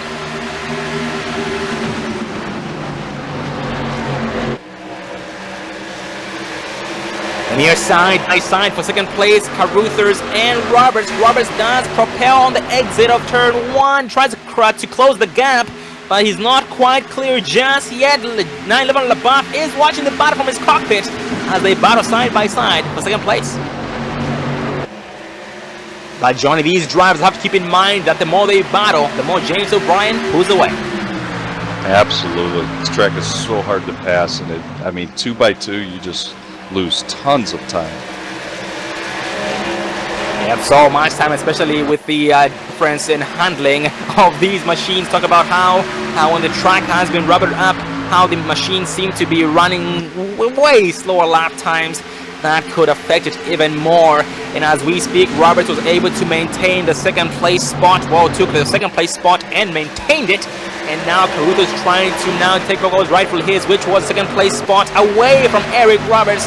And John LaBeouf as well is in this mix, but not too close to them. Not a threat just yet, as LaBeouf tries his best to first catch up to them and then pounce. You guys got a little more information in front of you than I do. Is that number 1 car on fresh tires? Oh yeah, James O'Brien, 4 tires, full tank of gas. His last lap was a 55.258 on the new tires.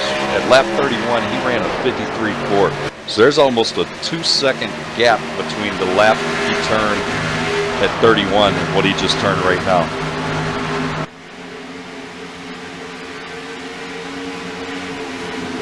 Oh, that is, man, yeah, that is quite the difference. 2 seconds, that is a lot of time gained. Yeah, that just goes to show how important these new tires are. Yeah, scratch that. James just made a liar out of me. He just put his fastest lap down to the 53.263. Nobody's catching that car. Yep, James O'Brien so far having a Sunday drive. And we just got some intel. We have about 8 minutes left here. We're gonna have a rain delay before too long, and 12 laps left in tonight's race. So hopefully we're gonna be able to see this thing go green all the way, and the drivers finish all the laps here, 95 laps. But if not, that will end before the 95 laps are completed. Yeah, it looks like our top 5 here now back down into single file.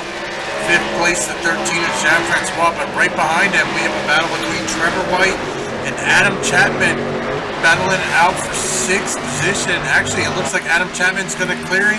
Dale Robertson's going to come with him too.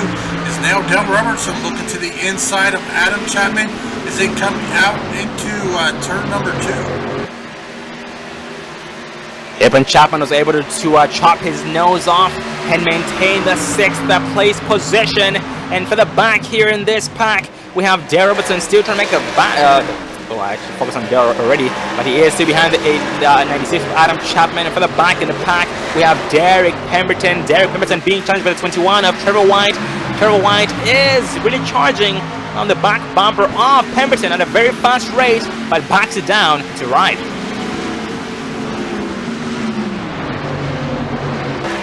Right in front of him, Dale Robertson again trying to get around Adam Chapman there on the inside, coming out of turn number 1. They are gonna stay side by side. 10 laps to go here, so they are counting down these laps. Here is Derek Pemberton and Dale Robertson are battling it out for that number 7 position, or actually number 6 position. I'm sorry. Evan Robertson ended up falling short of the exit of the turn, and that allowed 81 of Derek Pemberton to pounce on him, and they'll be side by side here as we speak, entering turn number 3. It's all about the perfect exit like Johnny talked about early on, and Pemberton gets just that, the perfect exit, and will clear the 3 of Robertson and now pounce, try and get to the 96, of Adam Chapman, despite the drive not being as good as we thought it was there in the beginning of the race. But so far, Derek's still approaching him at a slow rate. I'm looking at James Oon's car. He's running the top line through the first turn, and that may be that he's up there where the cars haven't been running, so he has definitely found the speed up there.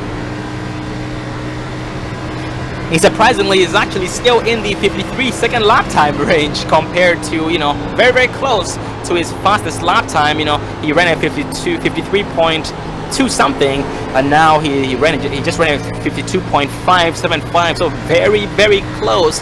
And absolutely James O'Brien finding 5th gear at the right time. Well, I'll tell you what, though, if you look at Ken Carruthers, the last lap, James O'Brien ran a 53.263. Ken Carruthers ran a 53.351, but the lap before, Ken Carruthers actually had ran a faster lap than James O'Brien. Oh, Yeah, yes. Go ahead. I'm currently on board here with Ken. I'll take a look at his line. Yeah, and Carruthers is actually catching up to James O'Brien, like you talked about there, Dave, with that difference in lap times. And at this point, let's see, 8 laps remaining, 5 minutes left before that rain comes in. So hopefully we're going to be able to complete all the laps. But that might not be the case. So we'll find out here before too long. Well, I am actually looking. Ken Carruthers has closed his gap to 0.4 behind James O'Brien. Last lap, James O'Brien ran a 53.814. Ken Carruthers ran a 53.860. Ken Carruthers, I think he's going to be the only one that can challenge the one of James O'Brien, as we have 7 laps remaining here at Pocono. Yeah, Ken ran his car a little high in turn 1 too, so it seems like these two cars might be running the same line. Oh yeah, very, very similar lap times, and the gap in between Carruthers and O'Brien does increase by 1/10 of a second to point. Oh, caution flies! Oh man, we're gonna back it up. I guess you might have been involved. That's going to be the 33 of David Dreckman. As we pull up the Dre Broadcasting instant replay here, is we are going to focus on David Dreckman, see if we can see what happened. He was just kind of riding by himself, running about a midline there as he completed a pass. Coming into the turn, he came in way too high. He is going to scrape the wall. I don't see how that could bring out a caution unless there was a red. Oh, Dave, you actually missed it. It was a 3 of Dale Robertson. Dale Robertson, let's rewind that here and see if we can take a look, see what happened here. It's the 3 of Dale Robertson. Actually, right here, he was running side by side with, I think that's the 95 of Jeffrey Ford as they're coming down the front stretch. Coming into turn 1, Dale Robertson was on the inside, Jeffrey Ford on the outside. Coming through the turn. Oh, he looks like he slid up. Actually, no, I think I might have went a little too far, but I'm not seeing it there, Sean. Oh, 10 for Dave. Well, what happened here? What I'm looking at, Robertson just got a little bit loose in the turn. That was turn number 2. Yeah, he tapped the apron, actually. Yeah, it looks like he tapped the apron and unfortunately made contact with another car. I think that's going to be the 58 of Tom Chisholm. Yeah, that apron, though, here, it's not your friend. Absolutely not. That rumble strip, man, that's the kiss of death, man. That just really upset the cars bad. Well, unfortunately, I think that's going to be the end of the races. It looks like we've got about 2 minutes left in the server here. Yeah, man, it's been an amazing race, and yeah, approximately 4 laps to run here before the server goes down. Well, it doesn't. Most likely about 1 to 2 more laps. But it has been an amazing race here tonight. Very, very tricky indeed. The track lives up to its name, the Tricky Triangle, Pocono Raceway. And Johnny talked about how you unfortunately will not be able to make it next week. And this season, man, I should admit, Johnny, you seems to have come in with a little bit with an easy, how do I say it? Maybe a go with the flow attitude this season. How do you plan on changing that next season? Do you plan on going pretty much just going for it in the beginning? Yeah, I wouldn't say it was. We definitely had our struggles. There was nothing easy about it. We really put the time in, and I think what you've seen is other guys have stepped up and said, "Well, we got to put the time in too," and they've definitely leveled the playing field. Oh, absolutely, man. It has been an amazing season on your part, man. It was amazing. Watching you grow this season with the open setups coming to pretty much just having what you wanted. Here, these open setups and working with different drivers to better your machine. And having your first win right there at Charlotte Motor Speedway, that was amazing to see. And tonight, unfortunately, didn't finish where you wanted. But next season will be way better for you, Johnny. We are very, very hopeful. Yeah, I definitely look forward to it, Sean. It's going to be a blast. And just want to say thanks to all the fans out there that watch and stick with us. And hopefully you guys come on and get you a computer and come race with us. And once again, with that said, ladies and gentlemen, PrecisionRacingLeague.com, PrecisionRacingLeague.com, for you guys, if you'd like to be a part of the action next season behind the wheel of one of these machines. But you do have to race your way in. So once the season ends next week at Homestead, Miami, the season signups will open up and you guys can race your way in. They do host races in the hosted session here on iRacing, and you guys can join those. You find all the information you need on their website, and you too can be a part of the action and trying to dethrone the upcoming champion, because unfortunately James O'Brien doesn't look like he's going to be able to maintain his title due to the bad luck that he's had this season. But he is still very, very, very strong driver, and next week he will be back with a with some serious attitude, trying to take that back. Oh, he's going to definitely be back. Hey guys, I just want to thank you. I'm going to go ahead and jump out of the booth here to make room for these podium finishers. Unfortunately, we couldn't make it there tonight, but I just appreciate you guys letting me be up here with you, and it's been a lot of fun. And thanks to everybody out there for watching, and you guys have a good day now. And Johnny, the pleasure's all ours, man. Thank you very much for coming up in the Dre Broadcasting booth. And once again, we're not glad you got wrecked out, but we are glad that you were able to come up in the Dre Broadcasting booth and give us some insight here as one of the drivers with the handling and everything and your experience here on the track at Pocono Raceway, just pretty much the handling with the machines all season long. Definitely. Appreciate what you guys do. Thanks, guys. And that was the 16 of Johnny Pierce, one of the drivers here with the Precision Racing League. He had some bad luck tonight. Starting tonight's race, he was only 3 points behind the leader in points, the 48 of Markel Murphy. But with his bad luck and him not going to be there next week for the final race of the season, we're going to be seeing him again next season. But it was an amazing race for him, Johnny Pierce, that is, tonight, and an amazing season to begin with. All season long. And looking in the chat there, we have Swamp Rat in the chat. Sorry I'm late. Well, Swamp, it's very good to see you, buddy. Thanks for tuning in. Thank you. And very absolutely there, Bryson. Great race. And next week will be wild. Dave, we have one more. The lights of the pace car turned off, so we're gonna have a shootout. Yeah, we're going to have a one-lap shootout. I wasn't sure we were going to get it, but it looks like we're going to get it tonight, Sean. A one-lap shootout here for the checkered flag. Ladies and gentlemen, we are in luck.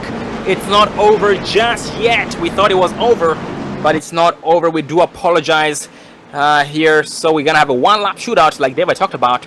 So drivers getting up to speed and racing at the exact same time. So it's not going to be as easy as James O'Brien might have thought. So James O'Brien leading with the help of the 81 of Derek Pemberton on the inside line. On the outside is John LaBeouf being pushed by the 96 of Adam Chapman.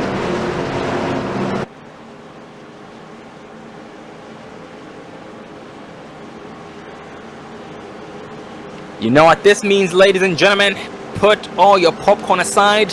Put your seatbelt on. It will be a bumpy ride. At this point, it's every man for himself. And I have a feeling we're gonna see some flying parts before the race ends, before we cross the start-finish line for the checkered flag. So ladies and gentlemen, hang on tight and enjoy the show.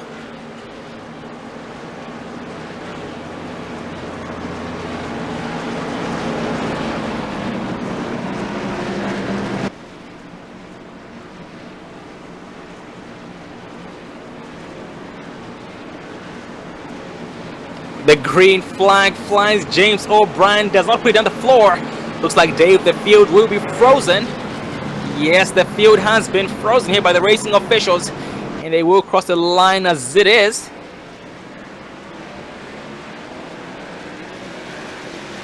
Yep, so James O'Brien brings this thing home. John LaBarre comes out second, and Derek Pemberton in the third place spot. And ladies and gentlemen, we do apologize for the inconvenience there, the false hope. We really thought the race was going to end under green flag conditions. And looking at it right now, Dave, I think they are racing. Yeah, I think there's just a little bit of confusion there, but it looks like James O'Brien is going to take it here. He's going to be followed by John LaBarre in second as they come out of turn 2 into turn number 3.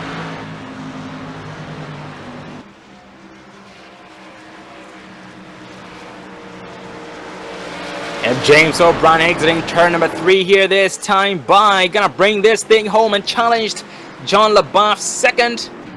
Derek Pemberton third. Adam Chapman fourth. And Jeffrey Ford in the 5th place spot. Well, ladies and gentlemen, we'll interview the top 3 drivers, James O'Brien, John LaBarre, and Derek Pemberton. So stay tuned.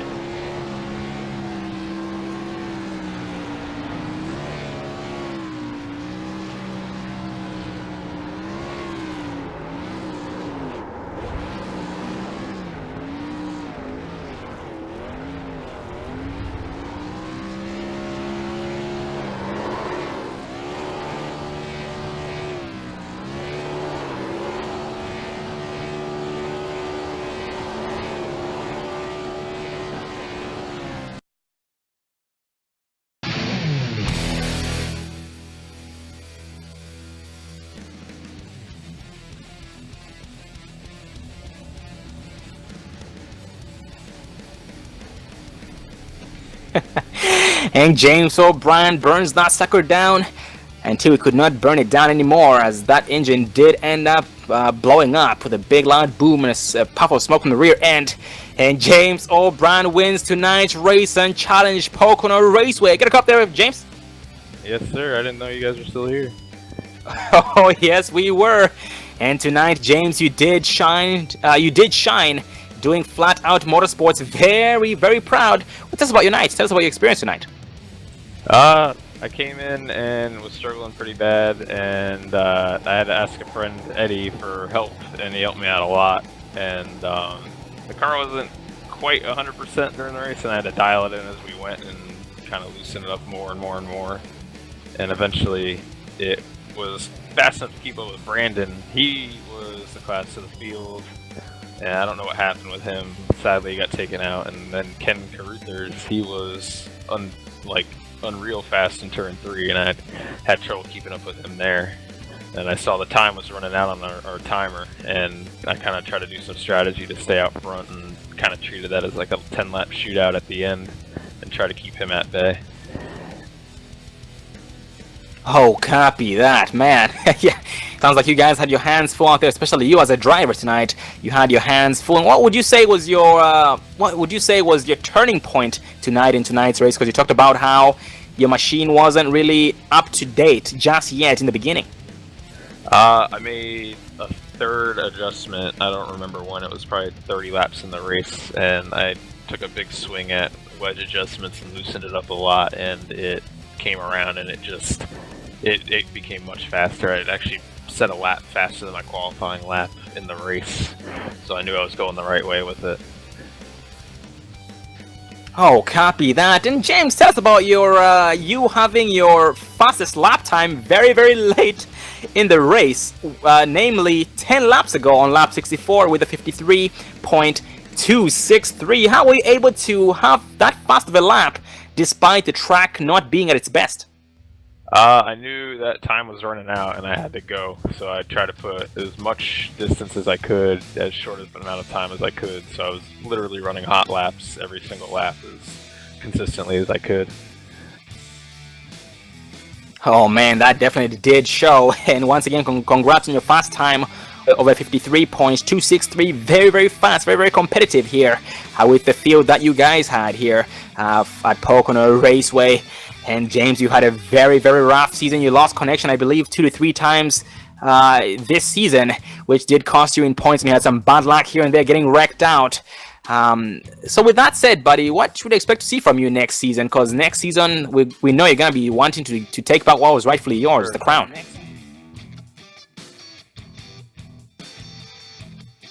Hopefully I have better luck. I got hit by Hurricane Irma this season, lost power, lost a whole week of racing. One of the weeks it wasn't a bad thing. I proposed to my longtime girlfriend during the solar eclipse, so I missed a week there too. So I knew going into the season it wasn't going to be 100% for me. But I don't know. I'm trying to stick with it. I've been really frustrated lately in real life, and it's kind of showing out on the track. But Pocono is one of my favorite tracks, so I couldn't miss this, and I just tried to give it as best as I could. And hopefully next season, I think I'll be able to make every single race, God willing, and hopefully no more storms or anything like that. So. Oh, 10-4, brother. We are very sorry to hear about your misfortune early on, and also want to congratulate you on your engagement. We had no idea. You should have let us know, man, but congrats on your engagement. I would have let everybody know, but I've been out so much this season that it hasn't really been a lot of time to talk. Oh, copy that, brother. That is very, very understandable. Well, James, great job on your part. Every single race that you were able to make this season, and we look forward to seeing you trying to take back that crown that rightfully belongs to you next season with the new and remaining drivers here at the Precision Racing League. Well, but any final words before I let you go? Hopefully Markel can take it this year. I know he's doing really well. Thank you guys for still broadcasting, and it's good to be back in victory lane. It's been a long time. I'll see you guys next week. Well, once again, congrats on your success tonight, James, having a heck of a comeback. That one machine in the first place position. Very, very nice to see. And we look forward to seeing you again next week at Homestead Miami Speedway doing the Flat Out Motorsports team. Very, very proud. Have a good night, buddy. Go celebrate. You too. Thank you. And that was the one of James O'Brien here, defending champion, last season's champion. But next in line is 911 of John LaBeouf. Get a cup there, John. Sure do, guys. Doing the No Fear Racing team, extra proud. And John, tonight you started in the back of the pack, 18th place, finished second, gained 16 spots overall. How's your race? Race was pretty good. Had some close moments, but got a good setup dialed in underneath it, seeing as I didn't even have a setup when I started the practice, but just kept making adjustments, talking with my teammates, and trying to get the car dialed in. It came around pretty good at the end. And John, what made the car come to life when at the exact right moment? Basically, what did you have to do to make sure that thing found fifth gear? I was changing air pressure. That was my biggest thing, and I actually put a little bit more tape on it just to try to give me some more straightaway speed because James, Ken, and Brandon were just walking away from me. So I had to make some drastic changes just to get the car a little quicker down the straightaway. Oh, copy that. That seems to have worked out very, very well for you. Finishing right here in the second place spot and getting up there when it really mattered the most. Very, very impressive. And John, next week will be headed to Homestead Miami Speedway. And just a little bit of want to actually go away from the race just for now. But how's D. LaBeouf doing, buddy? She's hanging in there. She's obviously she won't ever get any better, but she's keeping positive thoughts. We're going through a couple of hard things right now with some insurance issues with her formula, but we take it one day at a time and just hope for the best. Oh, 10-4. And John, is the PayPal link still active? Yes, it is still active. Oh, copy that. Ladies and gentlemen, once again, paypal.me/D LaBeouf. That's DEELABAFF. And John, once again, I want to thank you for being very strong. I also want to thank her for being very strong. Just let her know that Dre Broadcasting is with her. Everybody here at the Precision Racing League are with her. and also the viewers out there in the chat. They're all with her, and we all have her in our thoughts and prayers, and everything will be okay, buddy. And we are very glad to hear that she keeps positive thoughts. That does go a very long way. And next week, moving on to our Homestead Miami Speedway. Do you have any setup for that track? I've got 3 or 4 setups. It's that whole track. It's pretty much just trying to be in the pack and avoiding the wrecks. That's going to be the biggest thing. Me and my teammates got a good setup. I'm pretty confident with it. Oh, 10-4, John. Well, John, congrats on your success here tonight, finding 5th gear, maybe even 6th gear towards the very end, and finishing 2nd, gaining 16 spots overall. We look forward to seeing you again next week at Homestead Miami Speedway. And any final words, buddy, before I let you go? I got to just throw a thanks to you guys broadcasting and putting the information up about the wife. Got to thank PRL for everything they've done. Gen X, just all over good season. I mean, it's not where I want to be, but it's been a good season. Well, John, once again, congrats on your success here tonight in tonight's race, and we look forward to seeing you one spot higher next week at Homestead Miami Speedway for the final race of the season, right before the crown. And also, once again, let D. LaBeouf know we're thinking about her. Let her know we asked about her, and she is in our thoughts and prayers. And commend her. Tell her that came from us. Commend her for staying very positive despite these trials and tribulations that she's been going through, as also you guys have been going through as a family. Oh, I will do that. She watches your broadcasts on Monday when she wakes up. She gets a kick out of the way you guys do your broadcast, and she likes the way you do it. And it's some good overall racing. Thank you very much there, John, for that information, and we are glad that she enjoys the broadcast, and we look forward to her watching this tomorrow night and listening to this interview from her husband, John LaBeouf. Well, buddy, go celebrate. You earned it, and have a good one. You too, guys. Appreciate it. And that was John LaBeouf with the No Fear Racing team. But next in line is a heavy mover tonight, the 81 of Derek Pemberton. Get a cup there, Derek? Sure do, bud. How you doing tonight? Doing pretty good, doing a lot better now than what I was about an hour and a half to an hour and 45 minutes ago, I'll tell you that. Oh man, I can only imagine Derek doing the Overtake Motorsports very proud. And tonight, man, you have come a very long way. You talked about how you're not doing as well as you are now an hour and a half ago. Well, but tell us about your experience tonight. Honestly, during the practice, me and Adam, who was another one of our teammates, me and him were talking. I mean, we were like 20th and 21st on the board. I mean, we were nowhere close to being the fastest on the board, and we knew that going into the race.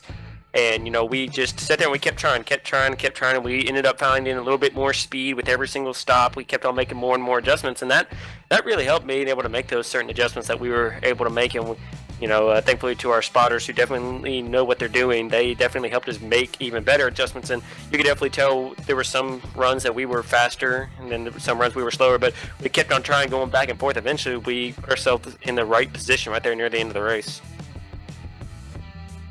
Oh man, that sounds like a handful. And speaking of that, Derek, with you guys constantly making changes to your machines, how did you feel it affected you? Basically, how were you able to counter the way the track was changing? Because the track state was different lap after lap. Yeah, it most definitely was. I mean, I could tell that like one corner I would be perfect. Next time I go by there, I'd be wrecking loose and I'd be tight again. So it was definitely tough trying to make a decision on what to do with the car. And I got to thank Tyler Cox and Joe Pritchett there, because they really told me on really what to do, and try to help me get through it. Mainly it was my driving line, but eventually we figured out it was more the car. And, making all those different changes, some runs I just had to hang on for dear life and pray for a quick yellow, and some other runs I was hoping that we would be able to go a really long way. Oh man, wow, that was some determination on your part tonight, and that determination did pay off. Very amazing performance on your part tonight, bringing that Sony Toyota Camry here on the podium. Very impressive. And Derek, here you are being shown 21st in points, Overtake Motorsports. And this season, buddy, what do you think, basically after racing this season, what do you think you have to change for next season? Mainly, we just got to be more consistent. I think we had a lot of hit and miss weeks. Some weeks, we were pretty up near the front. Those kind of came in the second half of the season. So we definitely got to hit that stride in the beginning of the next season. So mainly that's what it is. We just got to get more consistent as the season goes on, and we've definitely done that pretty well, this year. So, or at least in the second half of this season. So that's gonna be one thing, especially as an overtake team, that we're definitely gonna have to get better at for next season. Oh, copy that. And Derek, despite you being 21st in points, well, it's not a bad thing. You're 21st in points, but you're not too far from the drivers ahead of you. Tonight you were only about 3 points behind David Dreckman, your next opponent, or next victim in this case, and Adam Chapman only 6 points behind him. So with that said, buddy, you still have some spots to take away from for next week at Homestead Miami. And speaking of Homestead Miami, do you already have a setup prepared for next week, or you're gonna have to work on that? Usually we don't start working on stuff till about Saturday night or Sunday morning. So, but it's with it being Homestead, us overtake guys, we're usually fairly good there. So we feel like we'll have a pretty good setup going in there. Don't think we'll have a winning one, but we'll definitely have one to definitely be competing with. And I can't wait for it because Homestead's one of my favorite tracks and usually a track that I can run pretty well at. So I should can't wait for next week. Oh man, yeah, that gives us something to look forward to even more. And from you and the Overtake Motorsports team. And Derek, once again, congratulations on your success tonight, and great job on staying determined, seeing the bigger picture by adjusting your machines as a team, pretty much pit stop after pit stop, trying to better it, despite the differences in track state, lap after lap. It did definitely pay off, and that is very, very commendable. Well, buddy, before I let you go, any final words? Yeah, of course, once again, I also got to thank all my Overtake teammates, Tyler Cox, Joey Pritchett there for definitely helping out with the spot. I also got to thank a great teammate, Adam Chapman. Me and him have been, fighting through a pretty tough season. Of course, Adam's already got a win this year. I was hoping I was going to get a chance at it, but we've done pretty well, I guess, throughout the season. So I got to thank him for, sticking by my side here as this season goes on. And just got to thank for everyone at Precision Racing League. They put on a great show this season and really made it where I definitely want to come back next season. And I'm hoping most of my Overtake teammates want to come back next year too. Well, congrats on your success once again tonight there, Derek. And that was a heck of a show on your part. And man, you guys can really set up machines. So we look forward to seeing more of you next week at Homestead Miami Speedway. Talked about how you've not had a win yet this season. You have one more race to get that done. And with that said, once again, we look forward to seeing you 2 spots higher next week at Homestead Miami Speedway. Well, buddy, you earned your win. You earned your success tonight. We look forward to seeing you again next week. Have a good night. Go celebrate. All right, thank you guys. And that was an Overtake Motorsports driver, the 81 of Derek Pemberton in the 3rd place spot. Very, very impressive performance on his part, right here at Pocono Raceway, right before the race before the end of the season, the race before the crown. It was a heck of a race, Dave. Man, I am so speechless. We saw a lot of drivers having some trouble getting around the track, and the track once again did live up to its name, the Tricky Triangle. Any thoughts there, Dave? Yeah, Sean, it was a great race. Unfortunately, next week will be the final race of the season, but definitely I'm excited for the next season. I'm sure we'll be able to work out something with Precision Racing League. It's been our pleasure doing the last 3 seasons with them, and I sure hope we are able to continue it. But definitely, guys, check in next week. We're going to have an exciting one here at Homestead Miami, where we're going to crown the next season champion here with the Precision Racing League. Absolutely, Homestead Miami Speedway, a heck of a track to end the race at, or end the season at, and that is exactly where they ended the season as well last season here for season number 6 with the Precision Racing League. And with that said, ladies and gentlemen, if you guys would like to be a part of the action, therefore if you would like to be a driver next season, since this season is ending next week, check them out at precisionracingleague.com, precisionracingleague.com, and Precision Racing League on iRacing in order to be a part of the action behind the wheel. But just one thing, ladies and gentlemen, you do have to race your way in. They only take 32 machines, 32 drivers. They cap their fields at 32. So with that said, make sure you bring your A++ game. And also when I said race your way in, they will have hosted sessions that you guys can race your way in and be behind these wheels trying to dethrone the upcoming champion, or the soon-to-be champion. So far looking like the 48 of Markel Murphy, but that just might change. We're gonna find out next week at Homestead Miami Speedway. And ladies and gentlemen, speaking of Homestead Miami Speedway, it will be the support for D. LaBeouf by LIT Motorsports. Support for D. LaBeouf by LIT Motorsports. John LaBeouf, we interviewed him, was a second place driver tonight, started 18th, finished second. John LaBeouf has a wife, D. LaBeouf, and D. LaBeouf had been diagnosed with multiple types of cancers. And ladies and gentlemen, they are needing our help in raising some funds to help with the medical expenses, because they can be quite costly, and they are very, very costly. So ladies and gentlemen, next week we're gonna have the link in the chat once again, like we always have during the support for D. LaBeouf races, so you guys can, or in the description, so you guys can donate. Every donation is much appreciated. And that's support for D. LaBeouf by LIT Motorsports, and the link is paypal.me. That's paypal.me/DEELABAFF. So paypal.me/D. LaBeouf. And once again, every single donation is much appreciated. Well, next race once again, next week, Homestead Miami, season finale for support for D. LaBeouf by LIT Motorsports. And congrats to the success of all the drivers here tonight. Despite the triangle being very tricky, they were able to all succeed here tonight. And we look forward to seeing them again back next week.